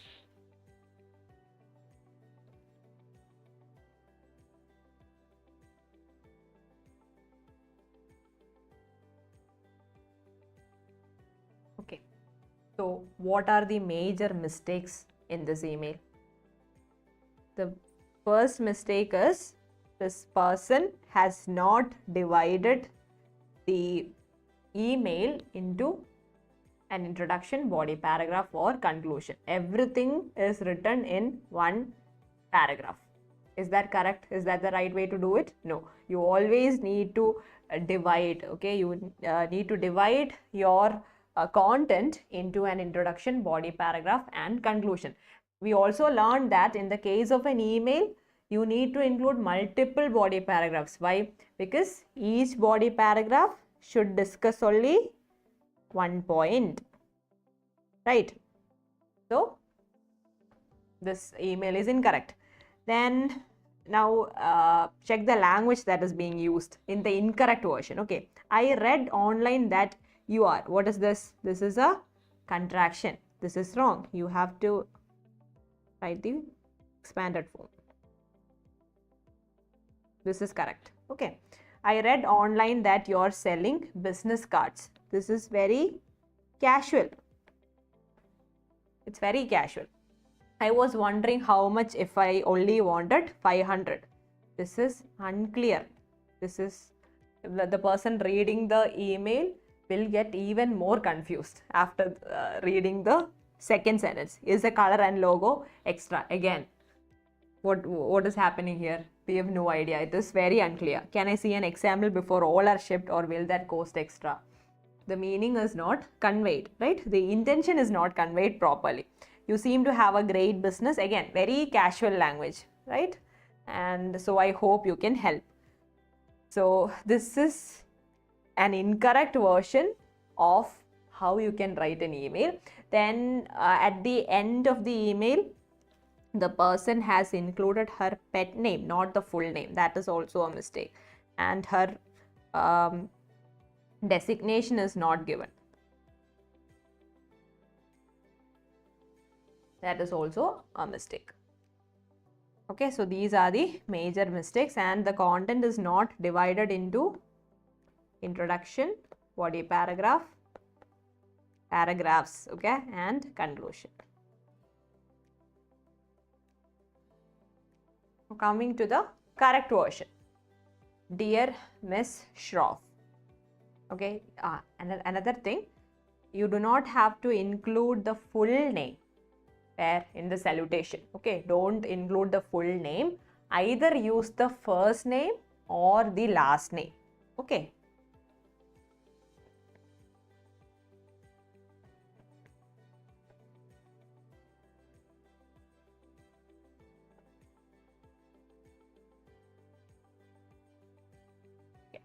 Now coming to the correct version. Okay, dear Miss Shroff, I was searching online for a company that makes business cards. So an extra detail that you can give here is you can include your name, okay, and the company for which you're working. Even if you don't include, I mean, you won't lose your marks, but your email would look better if you include your name in the introduction. Okay, it's like proper etiquette to introduce yourself first. And then I was searching online for a company that makes business cards. I came across your website. Now here everything is more clear. Okay, in the first case I read online that you're selling business cards. That sounds very sketchy, but in this case she clearly mentions her purpose in the introduction. What is it? This is an enquiry email. I do have a few questions. Okay, she was in search of business cards and she would love to place an order. So before placing an order, she has a few questions. So this is an example. So the person reading, that is Miss Shroff, will understand this, that this is an enquiry email. Then, so that is the introduction, and in the introduction, the purpose is clearly mentioned. Okay, purpose is clearly mentioned. And then this email is divided into how many body paragraphs? 1, 2, 3. Okay. In each body paragraph, only one point is discussed. So this is how you structure an email. So in the first body paragraph, if I were to order only 500 instead of the advertised 1000 business cards. Now this is more clear. In the first case, she only mentioned how much if I only wanted 500. That doesn't make any sense, right? But in this case, the idea is more clear. The request is more clear. I want to order 500 instead of the advertised 1000. So how much would that cost? And the language used here is formal, right? Then furthermore, I would like my business card to be colored and include the logo of my company. Right, so these are her demands. So she clearly mentioned her demand, and then she politely asked Miss Shroff whether it is possible to do it and how much extra will they be. Okay, and in the third body paragraph, another point is discussed. Due to my request for color and logo, I would like to preview the card. I want to see the card first and then give you an order, because I am making an extra request. Okay, I want a color and logo. So before receiving all the 500 cards, I would like to preview. Okay, so that is her next request. Is that feasible? Again, proper formal language is used.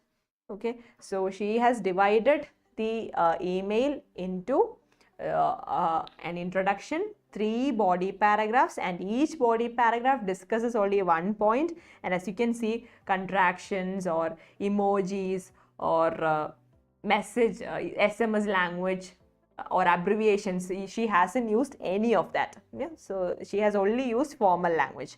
Then I appreciate your assistance and looking forward to hearing from you. So in the conclusion, what should you write in the conclusion? I think I repeated it several times. What is it? Your expectation from the receiver. What is your expectation? What is Jessica Higgins' expectation from Ms. Schropp? She wants a reply from her, right? She is expecting to hear from her. Okay, so you have to seek for a positive reply from the receiver. So that is her expectation, and she has clearly mentioned that in the conclusion. Then sincerely, the full name is included. That is how you do it. And then designation, and if you want to sound very authentic, you need to include your mobile number or your email ID. Okay, but email ID is already available at the beginning of the email, so include your number. Okay, full name, designation, and then your number. So this is how you write a proper email.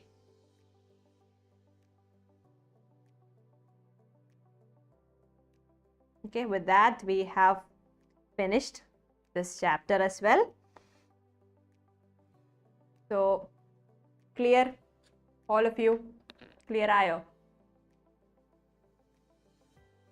We have discussed all the major points that you need to keep in your mind.